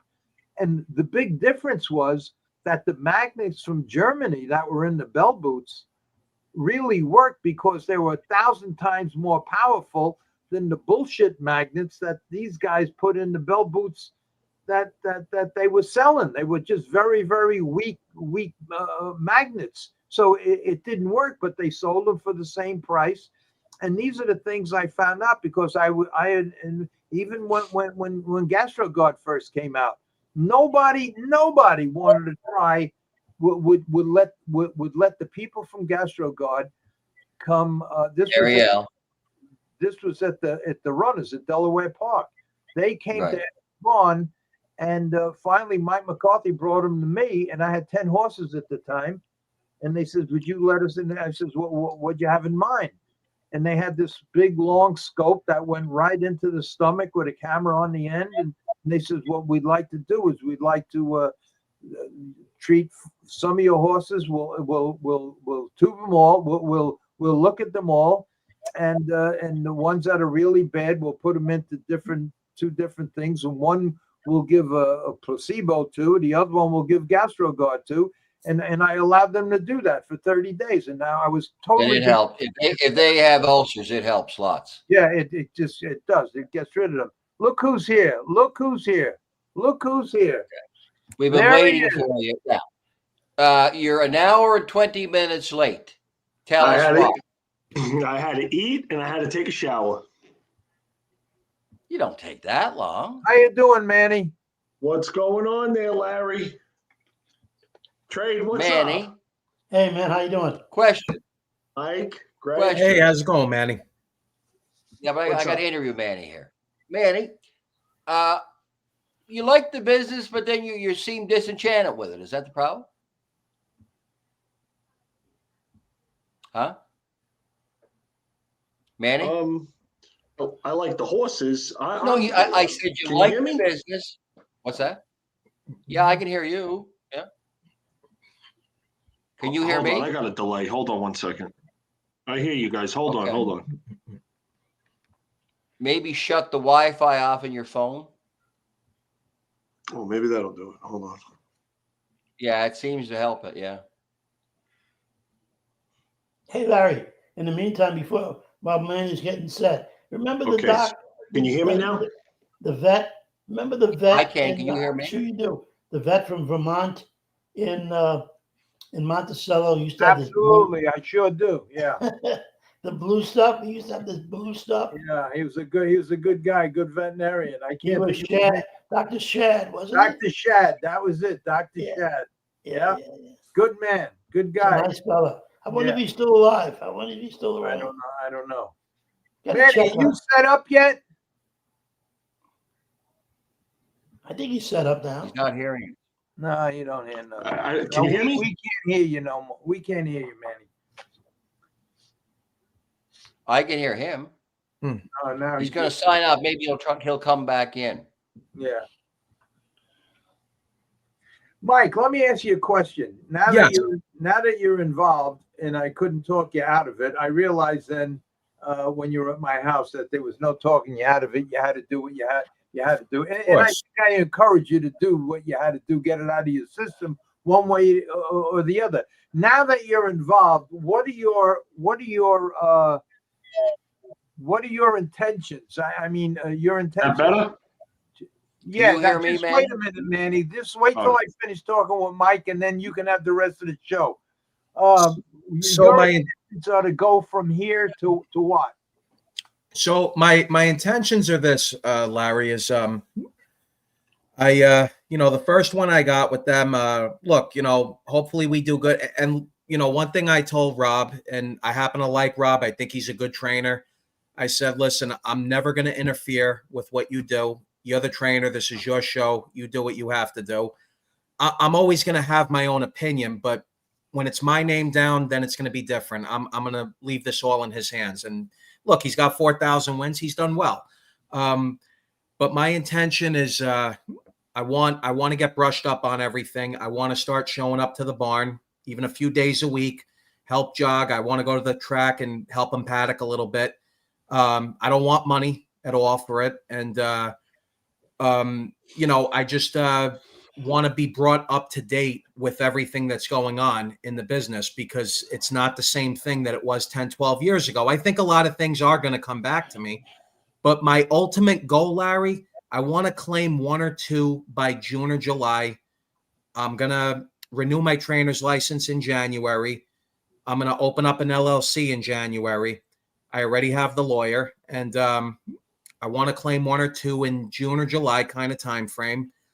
One of Rob's grooms that I've known for a long time. I used to work with him for Art Green. He worked for Timmy Case. He worked for Renee Allard. A couple of other people. I'm going to work something out with him where I pay him so much a week per horse. I'm going to be there as much as possible. I'm going to obviously handle the classifying and, the rigging end of it. And I'm going to give myself that shot. If I can't hold my own, Larry, and I just really get knocked on my ass bad, I'm going to just accept the fact that, too much time passed by, and I'm I'm just going to step back and be an owner and take a chance with that. But I want to give myself. I don't think that will be the case. I think you'll be just fine. I just wanted to know if the end result that you would like would be you owning 3 or 4 by yourself. You train them by yourself. You have one groom working with you, and that would exactly. Yeah. Okay. That's what I will add to it too, Larry, is if I do good with 1 or 2 that I own and train myself, if it really does work out and I'm doing okay in a good case scenario, at that point, I'm going to look to, I'm not saying that this would be a huge deal because you could, 100,000 doesn't go very far in this business. But at that point, I'm going to look to try to put up like 100,000 and maybe claim 3 or 4 horses, either at Pocono or Yonkers, and take a shot. And that's it. All right. After meeting you and talking with you, I'm convinced of one thing. Aside from the fact that you have a backup in your father, aside from that, you're going to do fine. You'll be okay. So. And your plan is a good one. Get your feet wet, see what it's all about. Remember what side of the horse to walk on, and little by every day you'll remember a little different thing. Yep. And that's good. Well, I wish you a lot of luck, Mike. Now, thank you, Larry. Let Manny get back. Let Gregory and Manny have this little discussion. Please, by all means. Can you hear me, Manny? Mm-hmm. No, we can't hear you, Manny. We can't hear you now. No, now you hear me. Oh yeah. Now we do. Yeah. Can you hear me, Manny? I hear you. we're good now. Okay. I had a when I sign on the computer, I have a VPN. So the VPN turned on and it was messing up the connection. Yeah, that'll happen. No, tell you what I want to ask you is that I heard you, back in your earlier years with the horses that you seem to enjoy it, but are you a little disenchanted with it now? So I'm gonna shoot it to you straight because Larry tells me I should shut up sometimes, but go right ahead. No, I'm gonna shoot it to you straight. I'm tired of the business because there's scumbags in the business. Okay, I'm tired of the cheats out there, and I'm done. I told Larry this. I had about 25, 26 horses about 3 months ago.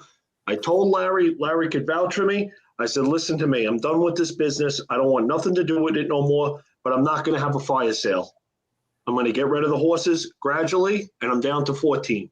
I don't want nothing to do with the business. How did you end up with 25 or 26? Because I bought horses. I bought babies. I bred babies. I had a sire. So that's just how I feel. I don't like going in a race, going against cheats, and I have no shot. I'm second best, third best because I can't beat a known cheat. I hear you. I know what you're saying, but if you get decent horses around you, it's not exactly that way. If you want to bang it out with the claimers, well, that's a little bit tougher. But if you were able to buy young horses that fit a class, that could go to Pocono or somewhere, race down winners 1 and 2, and make X amount of money, is not a bad idea. Or if you're looking to hit the home run, that's tougher, that's for sure. But it's too bad you feel that way. But what you did say, unfortunately, you got a point there. That's for sure. You said it, what's happening in the business. Yeah. Listen, this year I was in the sire stakes. I had the second best horse. All I heard all sire stakes was that horse will never hold up. Not going to mention the names. I really don't care, but I'm not going to do that. I'm not going to do that because for Larry, I'm not going to start mentioning names. But I would have no problem in person mentioning the names. But there was one horse that second best to all the time. Couldn't beat the horse. Got the whole down low on the trainer, this, that, the other. All I heard for 2-year-old career, 3-year-old career, that horse will never hold up. That's all I heard. The horse can never hold up, never hold up. 3-year-old career, the horse made over $1 million. I guess the horse held up, whatever they were giving the horse. But do you know what that's like going against every week, knowing you can't beat the horse because you're being cheated? Well, I hear you. But how are you being And treated? You mean the other guy was using drugs and you He's a known drug guy. He's a known drug guy. His whole background is drugs, and it's just facts. I see. yeah, You know, you have a point there, and you even have them now that are not allowed around at all. And if you read between the lines, there's one of them has many horses as ever. And I think, Manny, you know what I'm talking about. no, right? Listen, I'm not going to start naming cheats on here, but everybody knows that. No, we're not saying that. I'm saying between you and me that there's one particular one that's big as ever and not even supposed to be around them. So, that's not easy. That you have to race against that. So I feel your pain kind of thing. Yeah. Listen, I have horses. I had horses with Frankie Nati. Yeah. Guy never used a drug in his life. Right. But you enjoyed your relationship with him too. I enjoyed the relationship with him. That's what made me keep doing it with him. It was more of a fun thing. Right. That now, like I said the story before, what ended up happening with Frankie Nati was we went to the sale and then I started buying more expensive yearlings. Buying a yearling for $60,000, $80,000, $100,000. And when I went back to Frank, I said, Frank, we're going to shine a little bit. We're going to try with babies, this, that, the other. And he said, I can't do it. He was about 75 years old. He said, I'm not set up to start going, Grand Circuit or going around New York State. He says, Steve Jones, tell Steve Jones to introduce you to Ray. Yeah. He said, give the horses to Ray. So I gave all the horses to Ray, and it's been great. But again, I'm dealing with another guy. Ray's not a drug guy. He doesn't give his horse drugs. I barely get a vet bill on my horses. My vet bill is I know them very well. minimal. Janet used to be the veterinarian in the paddock. His wife, and she was very good, very common sense, and would not be a drug person. You're right about that. She'd be a good vet too. So that's why I'm bitter about the horse business. I just think there's too many cheats out there, known cheats. And let me tell you another thing. You guys talk about HISA. I'm 100% for it. Yeah. The thing with HISA, it should come to harness. But what needs to happen in the harness racing is out of competition testing. They need to spot check bonds. People that they know out there that's dabbling or whatever, doing this, doing that, spot check the bond. Come into the barn and test it. They don't do that.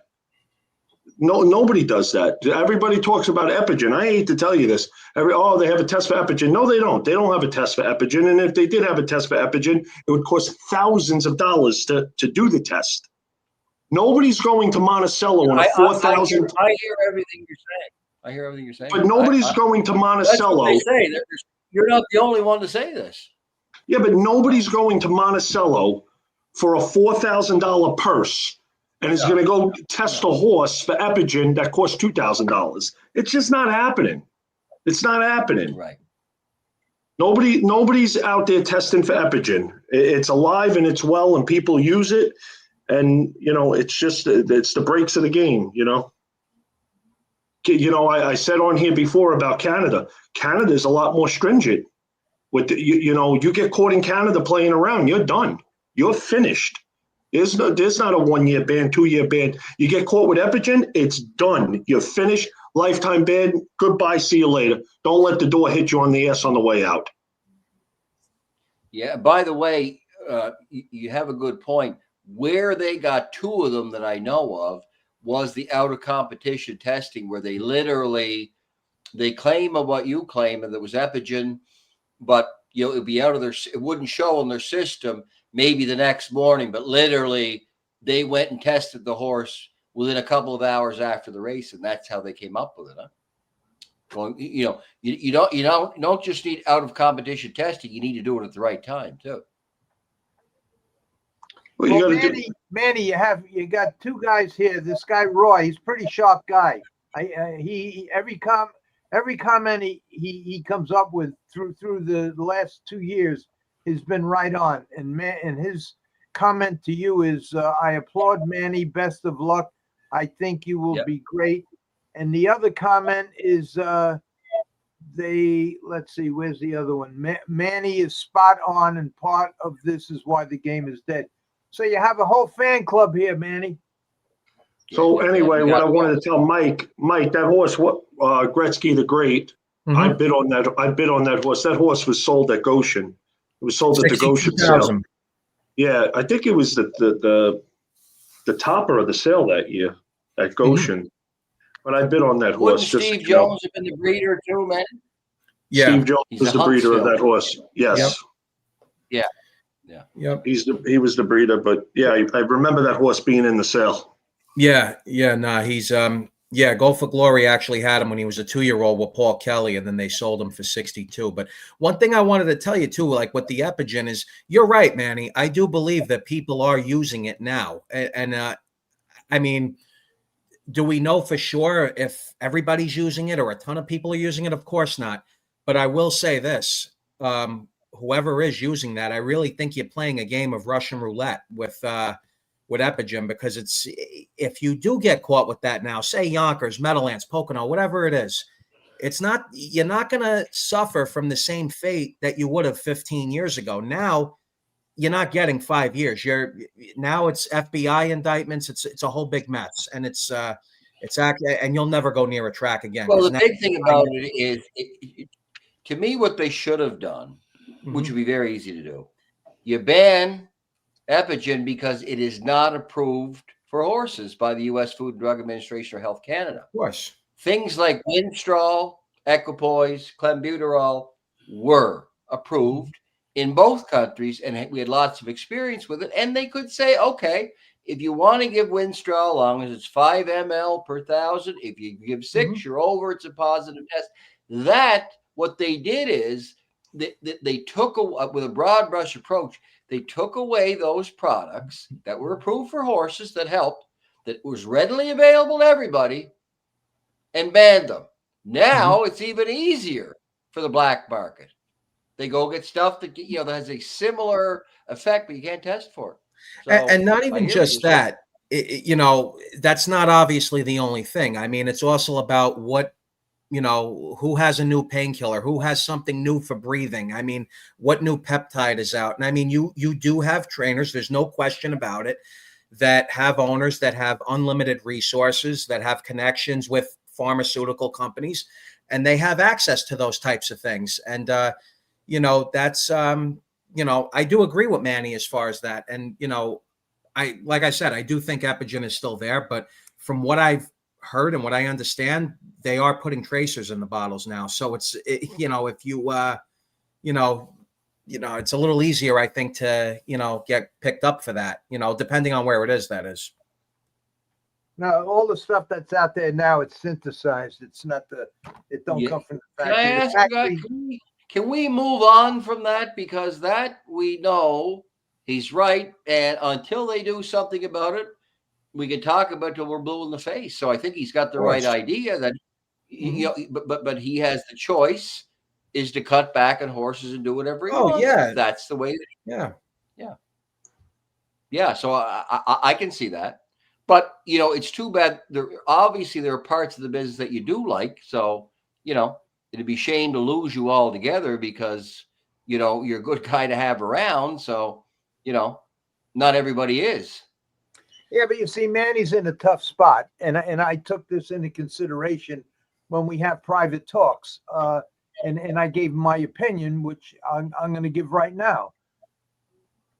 He's involved. He's a builder by trade, very successful business, and he's involved with a couple of very, very, very influential, wealthy guys that also in some of the businesses that he's in, and he has right now the same opportunities with these guys, aside from his business, that I had with Larry Kadish that I never took. I never took advantage of one opportunity that was given to me by Larry Kadish.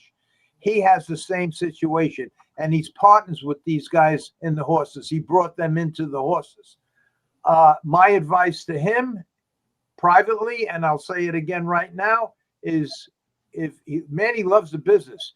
And what the business, and it's another black eye on the business, because Manny would have been a good owner. Manny and his partners would have. Well, he still can be. He's only young. He's got Well, time. he got to get rid of. He got to buy out the partners. Well, Manny understands the business, but how do you explain to billionaire partners that know nothing about the horses that don't worry? The game is give them all the bad points, because their answer would be, well, why the hell are we in it? So I told them, get rid of the partners. You like the game, stay in it by yourself. If this way, if you get crunched, you understand the game. You get crunched, you get crunched by you. Leave them guys alone. Get them out of the business. And I think he's taken my advice, and it's the best. It's if he is, it's the best thing that he could do. You understand the game. Now you know that if you turn the gas on and you put your hand on the burner, it's going to hurt. It's going to burn. You know that. Don't let your partners get burned. Buy them out or get rid of the horses. And I think that's what he's doing. And it's a shame, because they would have had the business would have had some really good owners in Manny, because he would have just kept going and going. All he wanted was a level playing field. He realizes that it's not like that. And now either stay in it by yourself and get your partners out of it before you hurt them. That's all. Greg, here's the other thing that I can't stand. Yeah. Just watch Yonkers. Turn Yonkers on. Turn RTN on or turn TVG on and watch Yonkers. And I don't care about not one of those drivers. And if they have a problem, they could come and see me. All those drivers leave the gate, and as they leave is the way they line up. Nobody challenges anybody for the lead. Nobody does nothing.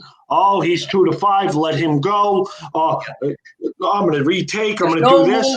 He's going down the backstretch. None. And here's the funny thing. And they took out the passing lane, saying no passing lane at Yonkers no more. So I get that.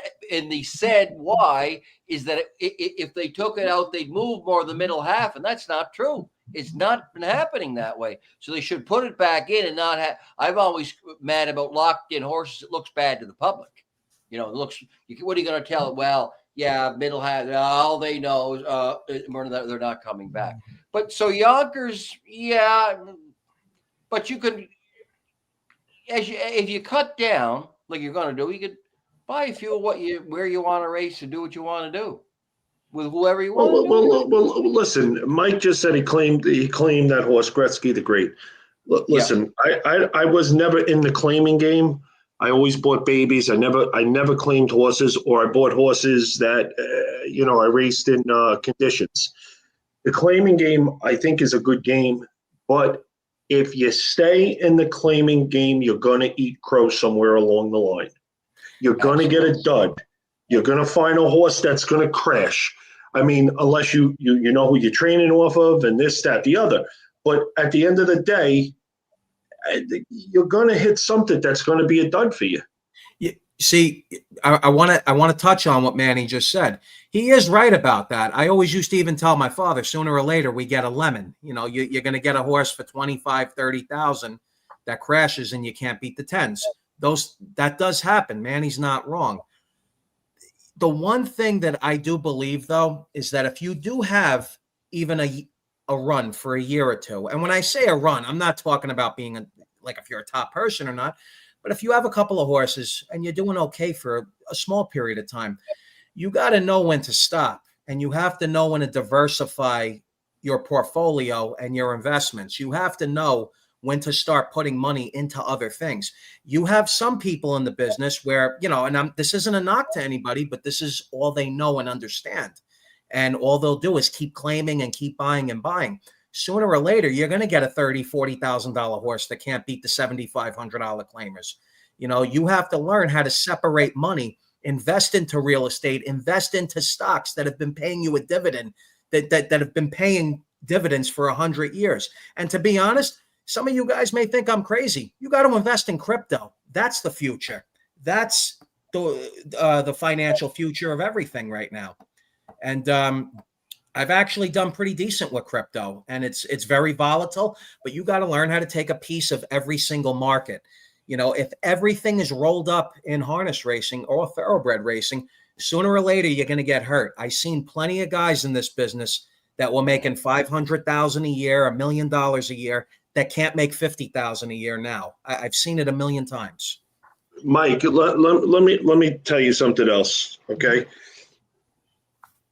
Being around Frank Yanati and having horses with him, there's trainers out there that I'm sure you know, and I'm sure, Greg, do you watch racing right now? Yeah. Okay. Yeah. There's Manny, trainers out and there. I'll tell you exactly. Larry, give him my number. I'll tell you exactly what happened to me. We'll have a good conversation, but I'd rather not have it because there's legal consequences there. Yeah, So watch it all the time. Yeah. So this is what I wanted to say. Go ahead, Manny. Yeah. You'll have a trainer out there, and again, we're not going to mention names, but you'll have a trainer out there that puts a horse in a 20 claimer. Right. And the trainer's known, and nobody will train off of him, and he'll stuff that. And every week he'll be first to second, first to second, first to second. Then, and I'm using Frank Yanati for an example, if I had a 20 claimer with Frank Yanati, and Frank Yanati really never raced in claimers. Reason why he didn't race and claim is because everybody would claim the horse off of him because they knew that the horse was good as could be, never had a drug in it, never had nothing in it. So Frank put a horse in. Horses probably, right? He wanted to keep his horses. He liked them. But if he had a horse and he put a horse in a 10 claimer, the horse was gone that day because people knew, like, you know, he was a great trainer, but people knew that he didn't play games and they could do whatever, you know, whatever. Listen, Frank had a horse in Monticello when he died. It was called Hard Working Man. I had to help them get rid of some of the horses. I was going to give the horse away. The guy at the pizzeria, the guy Guarino said, Frank, yeah, I know Frank. He said, Manny, I'm going to sell that horse. We're going to get $7,000-8,000 for him. I said, I don't think the horse is worth $500. He ended up selling that horse for $7,000-8,000. 2 weeks later, the horse won. Somebody improved on him. Right. 2 weeks later, the horse won in Yonkers. From racing in Monticello, non-winners of 200, went to Yonkers and won a condition race at Yonkers. Yeah, no, it's you know, Manny, look, I get what you're saying. I mean, you know, you have plenty of trainers in this business, you know, without mentioning names, because look, I'm not looking to, you know, pull anybody up or embarrass anybody, but there are plenty of trainers in this business that they're strictly chemistry guys, and they're actually not very sharp horsemen at the end of the day. You know, I've even worked for a couple of them in my life, and it's you know, where they don't even have rigging down that great or shoeing down that great, but they're up to date on, you know, what you could get away with and what you can't get away with. And that's, you're right. It is a shame that, you know, that's gone on in the business. And I mean, look, you know, there's a lot of stuff has gone on over the years. Like in the 90s, obviously baking soda was the big thing into the early 2000s. The 70s and the 80s, supplements and cell packing were a big thing. So they're always going to come out with something new. So, you know, I do agree with you as far as that. If you're racing very clean and you're not a pre-race person at all, it's very hard to compete with people that have connections with, you know, pharmacies, and, you know, they're trying all this new stuff out that hasn't even been tested, and they're years ahead of the next person. But when they get barred, it's bad, you know. So my advice to those people, invest your money wisely, you know. You know, another thing is you watch the races. I'm just using Yonkers for example, but it goes on everywhere. Come on, they leave the gate. You know, guys hung out to dry. God forbid it's Bartlett. If it's Bartlett on the outside first over, man, they'll open a hole like a can opener. They'll open a hole like watch out. Stop the going on for years. Yeah. Race, pull them back. Let Bartlett get in there. You know, if I was a judge at Yonkers, what I would do? You know what I would do? Right after that, the guy that let him in, come here. How you doing? Take the next 7 days off. He'll think again before he opens that hole again. Come on, it's bullshit. It's bullshit. It's complete bullshit. And then with some of these guys going to the quarter and backing up the field, controlling the pace because they're going, you know, it's all a game. Yonkers is famous for it. What I will say too about Yonkers is, and this is one thing I was talking to my dad about. The one thing about Yonkers that does make me very nervous is that, you know, of course, yeah, I get you have the bank turns and everything, but they go so fast on a half-mile track. You know, you see 40 claimers going 51, you know, in Yonkers. I mean, 52. Like, I feel like it's very difficult to keep a horse sound at Yonkers. I mean, you know, it's that's the only thing that makes me a little nervous about Yonkers is keeping them sound. No doubt about it. You know, no doubt about Well, it. the other thing about Yonkers also is what you know you know, in the race business, I mean, 7/8 hole, you get 7/8 hole, it happens. But 7/8 hole, I mean, you're better off just leaving the horse in the barn. I mean, it's a training mile. You have no shot. You have nothing. Well, there's nothing you could do. They did some good things at Yonkers. Remember at one time, do they still release the gate a little bit before the start? Because at one time they did, and in the day they were going a mile and 16th. But the handicappers didn't like that. They didn't know what the time meant. And I always thought, here's the best thing to do. What they could do is to give everybody a chance, let them go a 16th of a mile earlier, but don't start timing them till they hit that. And then the outside has a chance to have a lot more straightaway to maybe advance. But they're not going to do that anyway. Why am I even talking Greg, but Greg, the problem at Yonkers is that first turn. Yeah. Oh yeah. Comes up fast. Even if you let I think a faster a horse goes, I think the first turn would be even worse. Right. Did they ever try the staggered starting gate at Yonkers? Like they have at I don't think so. It's great. At Chester, it's about like that, you know, it's slant. And Chester is the only place where you draw the 8 hole, doesn't matter, you get right in. Because you're about a length ahead of the guy in the rail. It works well at Chester. I don't know that it works as well anywhere else, but it certainly works there. Yeah, where if you draw the 7 or 8 Yonkers, Manny is right. You might as well stay home. But then the problem is, if you scratch them out of the 8 hole, don't they fine you and you got to stay out a couple of weeks or something? So you gotta go. Isn't that what they do? Yeah, they don't. I think if you scratch from the 8 hole the following week, if you put back in, you got the 8 hole again. Well, yeah, something like that. That's right. You're right. Automatic 8 hole. I knew it was something like that. Yeah. But was that, or they made you sit out, or really, and when you think about it, what half-mile track do you have the 8 hole? You're telling me that if you scratch from the 8 hole, regardless of the reason you scratch, if you put in next week, they don't draw for positions, you automatically have the 8 hole? Is that what you're saying? You have the 8 hole. Unbelievable. I didn't know that. I think he's right about that. Put it this way, if not, there is a penalty. You got to stay out a week or whatever. I don't know. He hasn't raced there well, but he's on the right track. You're definitely penalized. I guess that'd be even if the horse was sick or was lame, they'd say, so I guess same thing again. They've taken a broad brush approach. You get the 8 hole. Yeah, you got the next week. There you go. Yeah, well, you know, Yonkers, it's too bad that it never became a 5/8 because I know Joe Feraldo told me one time the horseman offered to build a 5/8 there because it would work a lot better, huh? You have a little bit of it. But even the 5/8 are tough now at the 8 hole, except for Chester. No. 8 or 9. What? No, but Greg, the worst position on a 5/8 is the rail. The worst position on a 5/8 is the rail. Not for me. Gate comes back, springs the horse, hits the horse in the head. You got to time it a little bit, but you can get away pretty good. And you're on the inside. I'll take the rail anywhere, anytime. I take it in the Kentucky Derby. They all hate the rail, not me. I remember you had the rail at Muscle Hill. You protected that rail position. Well, I chose that. And I chose it with Holiday Road, too. And I was second choice. Both times. Sears, when I chose the rail twice, and they both won. Yeah. There. But you are right. As a rule, the Meadowlands, they want to be 4 or 5, stuff like that, huh? Yeah.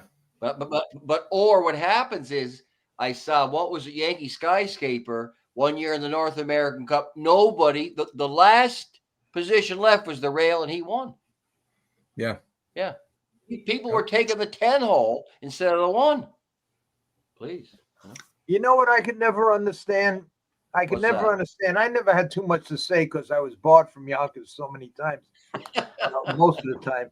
But when I was 14, 15 years old, I started racing stock cars at Freeport. Stock cars. It was on an 1/8 of a mile racetrack. They put maybe 10, 12 cars in a race, and you would race. Now just picture. And then on Sundays, I would go to West Hampton and race my 32 Ford Roadster with a 55 Chevy engine in it and my dragster and everything else. Now, just picture me taking my Roadster that I used to go 101, 102 miles per hour in 1/4 of a mile, and put that car with similar cars at Freeport on an 1/8 of a mile racetrack. To me, that's exactly what they're doing and why Yonkers Raceway should be a minimum of a 5/8 mile racetrack. You're taking these poor horses. The only good thing about Yonkers and the only thing that kept it going this far, why horses didn't just break down, is that the reason why the first turn comes up so fast is because the turns are a lot wider than they were at Roosevelt. But and that's the only thing that's saving it a little bit now. But these horses are gone, they're gone 10, 15 seconds faster than they were 20, 30, 40 years ago. How could you race them on the same racetrack? It's like racing a speed car on a stock car racetrack. It's an 1/8 of a mile. It's very, and like I said, the only thing that saved Yonkers, in my opinion, is that the turns are a little wider for a 1/2 mile track. The only thing that's saving Flamborough Downs, in my opinion, is that the turns are banked probably 20 degrees. Where that's the only thing that's they're all banked now, though, Larry. Like Dover is really banked. Harrington is really banked. Flamborough was built in the 70s, so that and that was the first really banked one. But it's changed. What they're doing now is they're banking them all and making the stretches shorter and the turns wider, which I don't agree with. But I just think it's my opinion that it's animal cruelty to race a standardbred today, the speeds that they're going on a 1/2 mile track. It's cruelty. Well, you're never going to stop that. I mean, no, I know that. Yeah. And I grew up in Nova Scotia, so all I knew was a 1/2 mile track, and they built. I remember in Moncton, I was about 18, and they built a 5/8. People wouldn't go. They'd say they couldn't see the races. They wanted the 1/2 mile tracks, but now everything's on a monitor anyway. But Manny, now that we're talking, there's got to be a way that you can have some fun doing it, because I can tell you like it. You just don't like it the way it is now, so you'd have to manage around that. I'm gonna have fun doing it when I get. I'm gonna have fun doing it when I get rid of every horse, and then I go see Eddie, and I have one or two horses with Eddie where he's right here. I could go see him. I could go to the track. I could go putz around. Well, hey man, you said that Frank Yanati passed away. Frank passed away. Yeah, Frank passed away. Yeah, last April. Oh, that's a shame. No, he was a nice guy. Remember him from Monticello? Yeah. Yeah. Too bad. He was there about the last week before he died. Yeah, he was a nice fella. I remember him. I never told you, Andy, but when Frank died, I called up there to find out, all the particulars about what happened, and I said, and they told me that that there was a very wealthy guy that kept Frank alive for the last, since he was sick, and they spoke very good. I didn't know it was you at the time. They spoke very, very well about you, and I never said this before, but everybody in Monticello said that that if had it not been for you, you were the one that kept them alive and kept them going and helped them in every way that you could.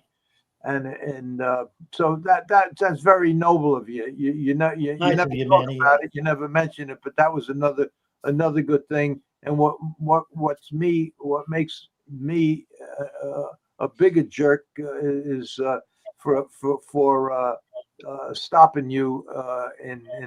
So I'm glad. Anyway, I'm glad I apologize, because it's important that the people know that you're basically a really good guy that helped.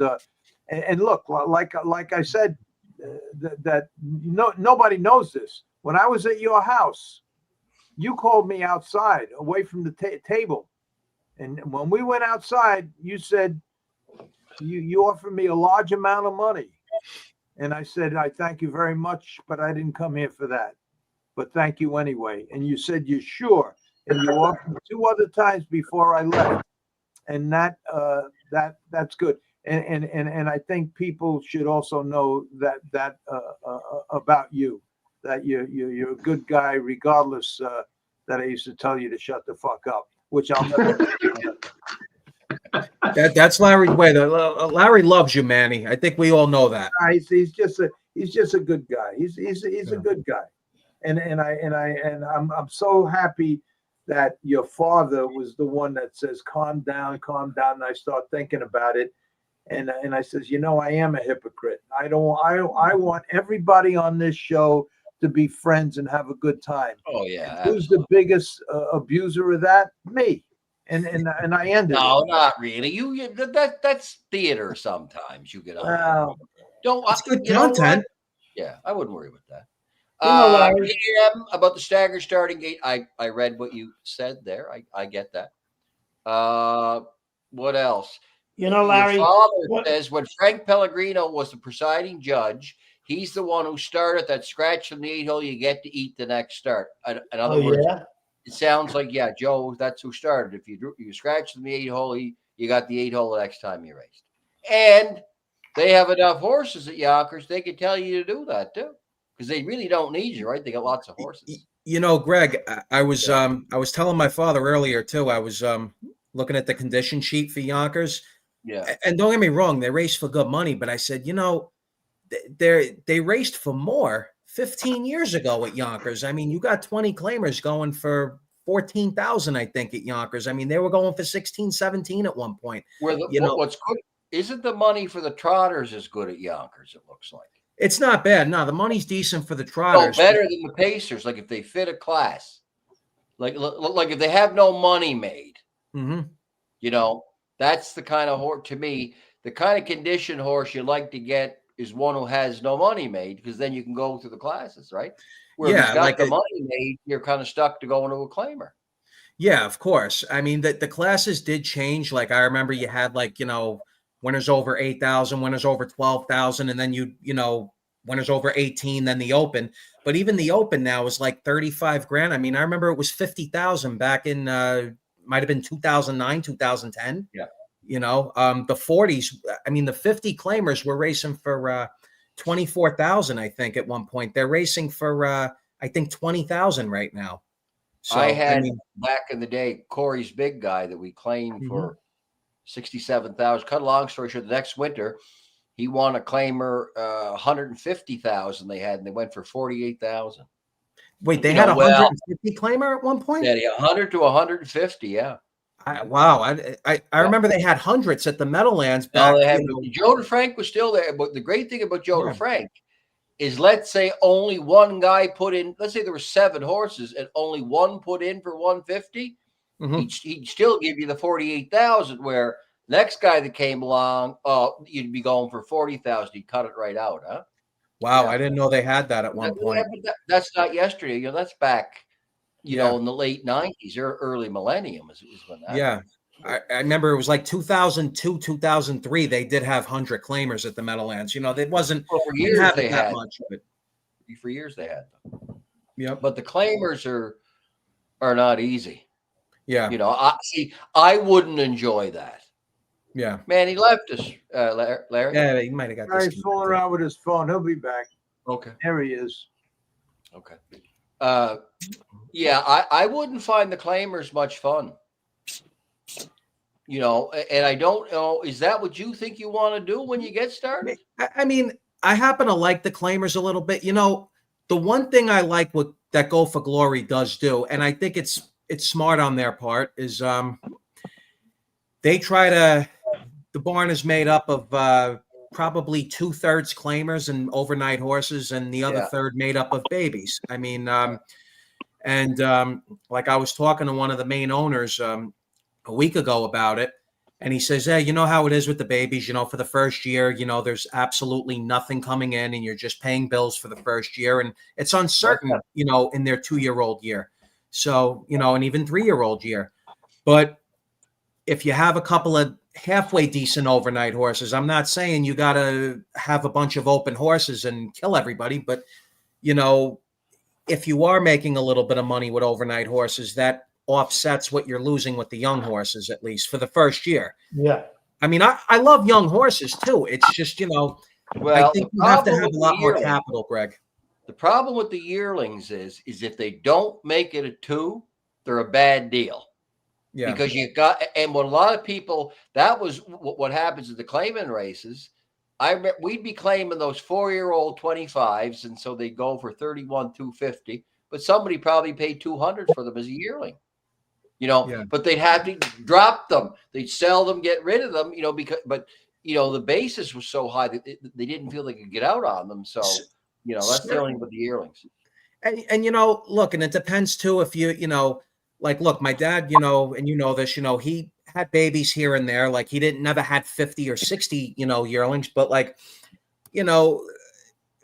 as they get a little bit older, they change. Like, I remember when my dad bought West Gun at Morrisville, I think they paid $28,000 for him. And I remember as a 2-year-old and a 3-year-old, he was great on a 5/8 track, great on a mile track. When he was like 4, 5-ish, like, he got, he was really good on a half-mile track. So, I mean, it's, it depends. I mean, like a guy like Ray, Schnicker's done great with young horses over the years. That's his thing. And, 2-year-olds, 3-year-olds, I mean, that's what he's been doing forever. I mean, I'm not saying he never has a condition horse or an overnight horse, but, it's pretty rare. Huh? Who? I'm talking about Schnicker. Oh, but Ray started out. Ray got really famous with what was the horse? And he had older horses when he started, huh? Yeah, that was back in his Buffalo days. Yeah, no. Even when he came here, he made the money at. He was very competitive at Yonkers, is what he did, and then eventually, yes, he got into the yearlings, and he'd buy a quarter of them, and he did very well doing it. Huh? Good businessman. Covert action. He'll tell you, covert action made him famous. Yeah. Covert action could leave like a runner, and he was really a good horse, huh? Yeah. Yep. This is something I didn't know. I didn't know this about your father, Mike. Mm-hmm. Joe Guarino says, 1995, I wrote the condition sheet for Yonkers Raceway, and they used it for the next 15 years. I was complaining to Steve Starr, who was the race secretary then, about the classes, and he says, well, make me up a condition sheet, and I did, and they used it for the next 15 years. That's unbelievable. Yeah. That's unbelievable. With the caps and everything, too. Unbelievable. Mm-hmm. Steve Starr, yeah. That's funny. Wow. Yep. Larry, who you mentioned before, and I really miss him, is Ronnie Ingracia. What a nice guy he was. And he was a decent horseman, too. He was good. Yes, he was. We started out together at Ambon, his horse farm in 59, I think. It was 58, 59, something like that. Really? Yeah, me, Ronnie Ingracia, Pat Quaglietta, Jerry Persino, a couple other guys too. Tony Sergi, guys. You know what I find interesting? How could everybody there be Italian? Pretty well. Where? Everybody they mentioned in the game. Oh yeah. Yeah. But the interesting thing, the game. I've always said, when the Meadowlands opened, the Irish Catholics came, guys before me, obviously, and everybody blended so well together. And I always thought, I guess it's because the Italians were all Catholic, the Irish guys were all Catholic, and everybody blended in great. Think about it. But when you think back, and if you really take a study of this stuff, and I used to think about this a lot, laying on them concrete floors up at Buffalo Racetrack with no heat in the 60s. Everybody, it seemed to me that everybody had an ace in a hole, and by that I mean Ronnie Ingracia. He had a brother, Chicky, owned junkyards, had a father, owned Chick's Ranch, made a lot of money. So that was his ace in a hole. Jerry Persino, father, had beauty parlors, ace in a hole. Ah. And So they had money to begin with then. Yeah, well, they always had Yeah. they always had a backup. When if you don't have an ace in a hole, and you want to buy a bag of oats and you can't, you might as well not have a horse. Well, it's like today, a lot that's in the business that buy the expensive horses, they're trust funds. Yeah. So it's like, pretty easy then if you had that, huh? And nobody wants to admit they have one. I'll tell you what, if I had one, I'd be telling you, I'd be very proud of it if I had it. Yeah. A lot of people, that seems to be the way. And that's when you recognize real early that without money, money and connections, you might as well just you might as well just stay home, because it's very, very, unless you got a constitution that's unbreakable, and just go out in the real world and by sheer guts, you make your own luck and you make your own ace in a hole. But a lot of guys ain't got the guts to do that stuff. You gotta, if you don't have an ace in a hole, you better have something. No, you better get a job, work with somebody. By the way, that's a good song, Ace in the Hole. I have to This do a town recording is full on of that. guys who think they're mighty wise just because they know a thing or two. Yeah. See them every day strolling up and down Broadway, telling of the wonders that they can do. That's it. There's cardmen and there's boosters. There's card sharks and crap shooters. They congregate around the metropole. They wear fancy ties and collars, but where do they get their dollars? They all have an ace down in the hole. That's it. I thought you meant the George Strait country song, Ace in the Hole. No, I and, used his to do band, that song. and the band is called the Ace in the Hole Band, too. Oh, yeah. With George Strait. Yeah. Trade, it's amazing. It's amazing that I remember the first song I ever Clyde, I'm reading you here, by the way. Quickly, Larry. Clyde, just with the questions. Norm Duplass and wife owned jewelry store. That's right. I was a trainer and competed all over America, all the country. But thanks. That's good. Okay. All right. Just want to make sure we got you there, Clyde. He's mentioned a few things there, but training bills. Actually, yeah. Okay. Larry, you got the floor. Sorry. Go ahead. I forgot what I was saying. Well, I'm talking about a song. But it's important that somebody reads these comments. These poor guys, they're nice enough to write all these comments, and I don't even pay attention. No, I'm getting them. I got them. Okay. I forgot what I was saying. 12 minutes to the last. I'm done at 10:30. That's it. Yeah, me too, because I have a doctor's appointment tomorrow. You know what I went through? It's really terrible. And I mean, I went to the hospital the other day, and like I say, every time I go, I had to go up to the 6th floor in the parking lot, and they still with no spaces. And then you finally find a parking space. You go in, and there's thousands of people in there that are so sick, and it's sad. And then I got out of there. And then for some reason, what happened to me, and I think what happened was, aside from being in the many, many wrecks that I got through in my lifetime in harness racing, when I went to the chiropractor about 2 months ago, he took the x-ray, and my spine is like the letter S. It's all messed up with a bunch of bulging discs and slip discs and everything. It's a mess. So anyway, what I'm getting to is that he sends me to the specialist. So I go to the specialist, and this is what I don't understand. I understand it, but I don't understand it. I go to the specialist and I says, Doc, here's the X-rays. It's like a disaster in there, and I know that I know that I'm 85. I know that I have bulging discs. I know that I have slip discs. I know all the cartilage is gone. I know all of that. And rubbing and massaging is going to do no good. I need heavyweight pain management in some way, because I choose not to live like this. I'm not going to live in constant pain all the time. So he says, okay, I understand that, but I will not do anything before you get an MRI that I take.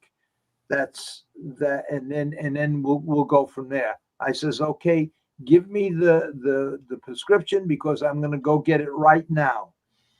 And I says, what can you give me? And I told him, I says, look, I work with broken arms, broken legs, broken ankles, broken ribs.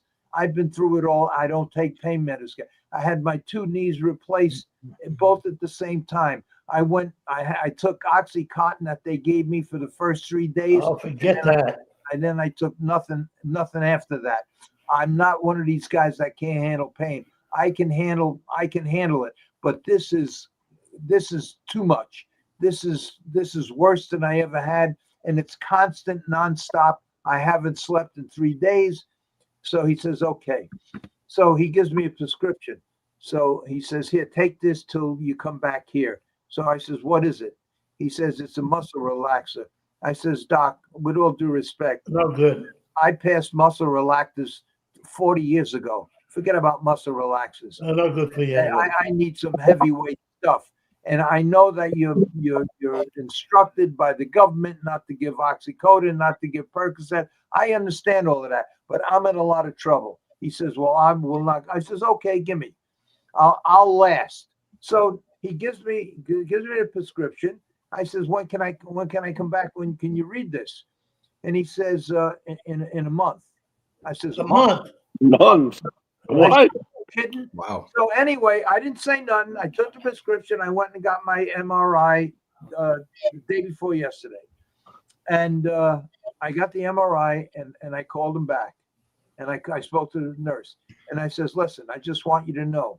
I says, and whatever I'm telling you, it's gospel. You could believe this.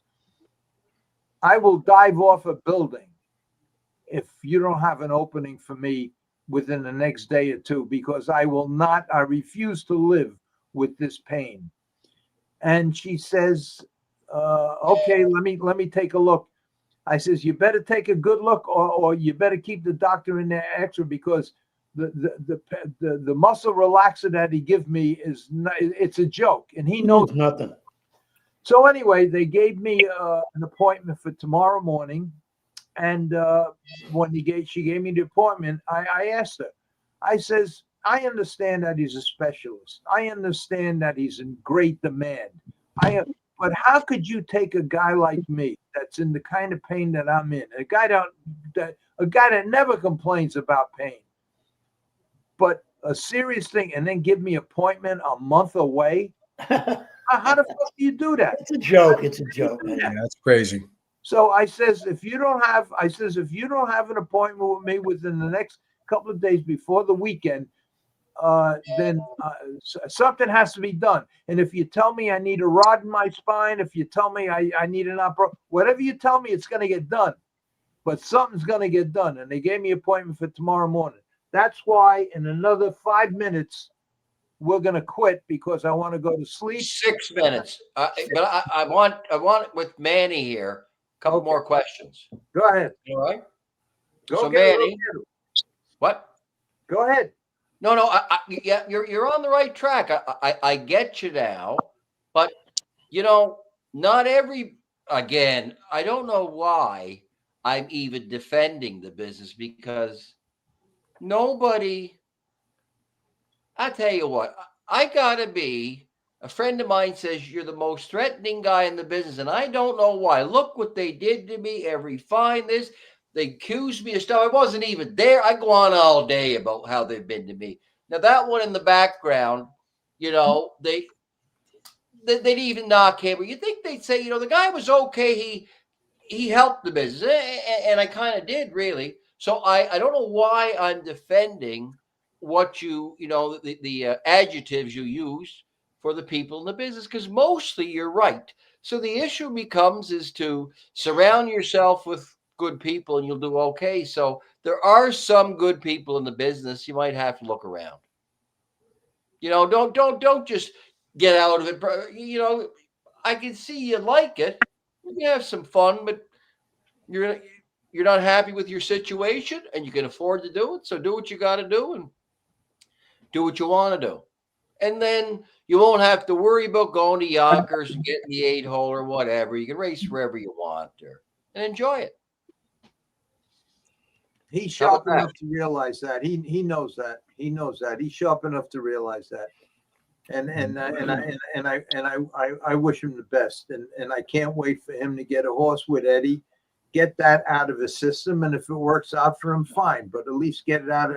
Get just like I told Mike.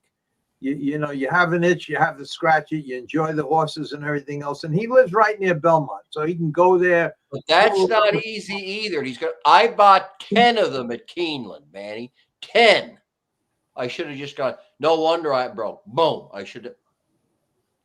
They don't race. That's the problem with them. Like Frank Taylor, who has TaylorMade. That's the biggest. If you ever been at one of their sales at Keeneland or Saratoga, the big agency is TaylorMade. And they started out with the trotters. Their father worked for Mr. Gaines in the days of Classical Way. Mr. Gaines invented the Breeders' Cup. They don't race. He says the problem to get people into it. Okay, you say I'm going to put him in to go. Oh, that. So not to the next condition book. So that's not an easy business either. It's certainly more rewarding if you can come up with good horses. That's for sure. And it does have pageantry. There's no doubt about that. And the difference with them is that they still have handle. They still have people there. We don't. So no wonder Eddie did it. He's doing okay at it. That's probably a good idea. But I heard him saying like a couple nights, that's not easy either. It was like that. I can see his perspective is, it's a tough business too, huh? And they injure easily. But I think Manny will, in my opinion, Manny will be able to overcome. What are you now? Are you now Manny's designated spokesperson that he can't talk anymore? I feel so guilty that how I spoke to him. I feel you don't have to feel guilty. I just feel terrible. You're older than us. We have to respect you. You can say anything you want. I feel terrible, but he I'm convinced. I'm not convinced. I know that he has a good handle on everything. Don't know everything, but has a good handle on enough of it where he'll figure the rest out. But I really think that because he lives close to Belmont Parkway, where he's stable, he'll really enjoy going down there. When the weather gets better, he'll bring the kids down there, his wife, see the horse, and then go. And I think he'll have more fun owning one or two with Eddie and being a little bit more involved than he will have owning 25 with Ray Schnichter, even though Ray Schnichter is great and everything he does and a legitimate guy with Manny. So that's what I believe. Well, Larry, let me say something to Larry and everybody else too. Larry, I know what will lessen the pain for you. A natural thing is turmeric and tart cherry. If you take that a couple of times a day, it's going to lessen the pain. It's not going to take away the pain, but it's going to lessen the pain for you. Trade, I have to tell you, the pain is so bad. The pain, you see me moving around here. But it'll lessen right the pain. Now, I'm on like Mike's father, Joe. Joe's on 30 milligrams of Oxycontin. Forget about Oxycontin. Today. I'm at that point. Trade. I understand what you're saying. And I appreciate it, but I'm way beyond any natural remedy. I need instant pain relief now. And what made it Well, even you're gonna have to worse, cut a nerve then. You know, like we used to cut But if nerves they on the have horse. I'll put it to you this way. I will not live like with the pain that I have now. I won't do it. There's no sense in living if I have to. I haven't slept now in 3-4 days. And thank God I got my hands on some oxycodone, which I never, even when I got my knees done, I took 3 days worth. I'm taking them every 3-4 hours now. And in the minute and right now it's wearing off, and I took one just before we started at 8 o'clock. Here it is 10:30, and the pains are getting unbelievable again. It's unbelievable. It makes you nauseous. You're constantly dry heaving, and I can't live like this, and I won't live like this. They're gonna give me something, and if I have to become a drug addict, that's what I'm gonna become, or I'll kill myself. But I'm certainly not gonna. That's hard to do, though. That killing yourself, that's not easy. And they'll have to cut a nerve. They'll have to cut a nerve. The other problem with that is you might not be going to a better place if you do that either. So that you can't do. I already know where I'm going. You see, the last part of the book of my book, I think it's the last page. I'm not sure. Somebody asked me, why am I doing this? I said, I'm just trying to get to heaven. So that's I believe there's a God. I believe in all of that stuff.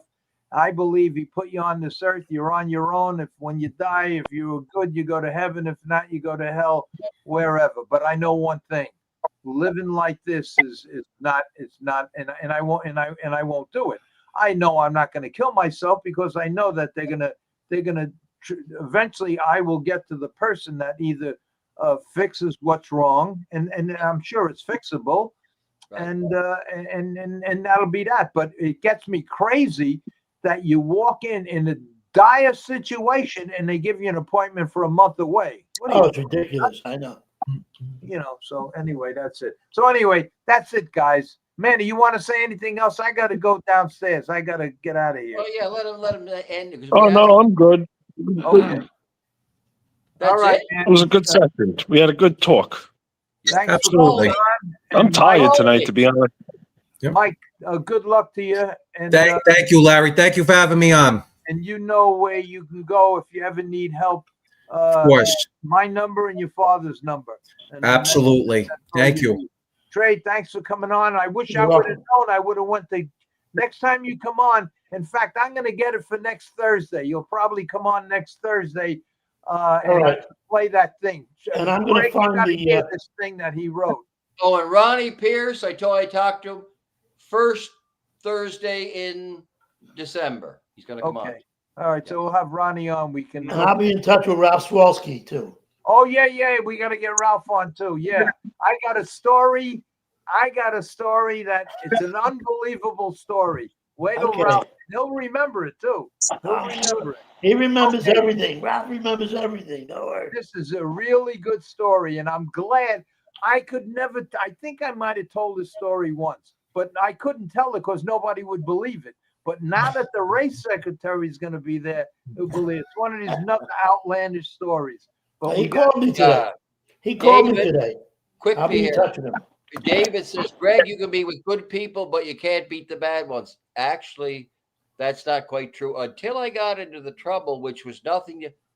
I was very high percentage. Mike will tell you that, and no positive tests either. Greg did have a good percentage. Overage with Blown Ranger, I think, one time or something like that. That's it. And I played every kind of way you want to play it. All right, let's go, you guys. We see you, Larry. Feel better. Mike, good to see you. Gentlemen, take care. Take care, everybody. Good night, everybody. Have a good night, guys. Great. Good night. Good night, Trade. Good night, Gregory. Okay, let's see how we get out of this now. Play the ending.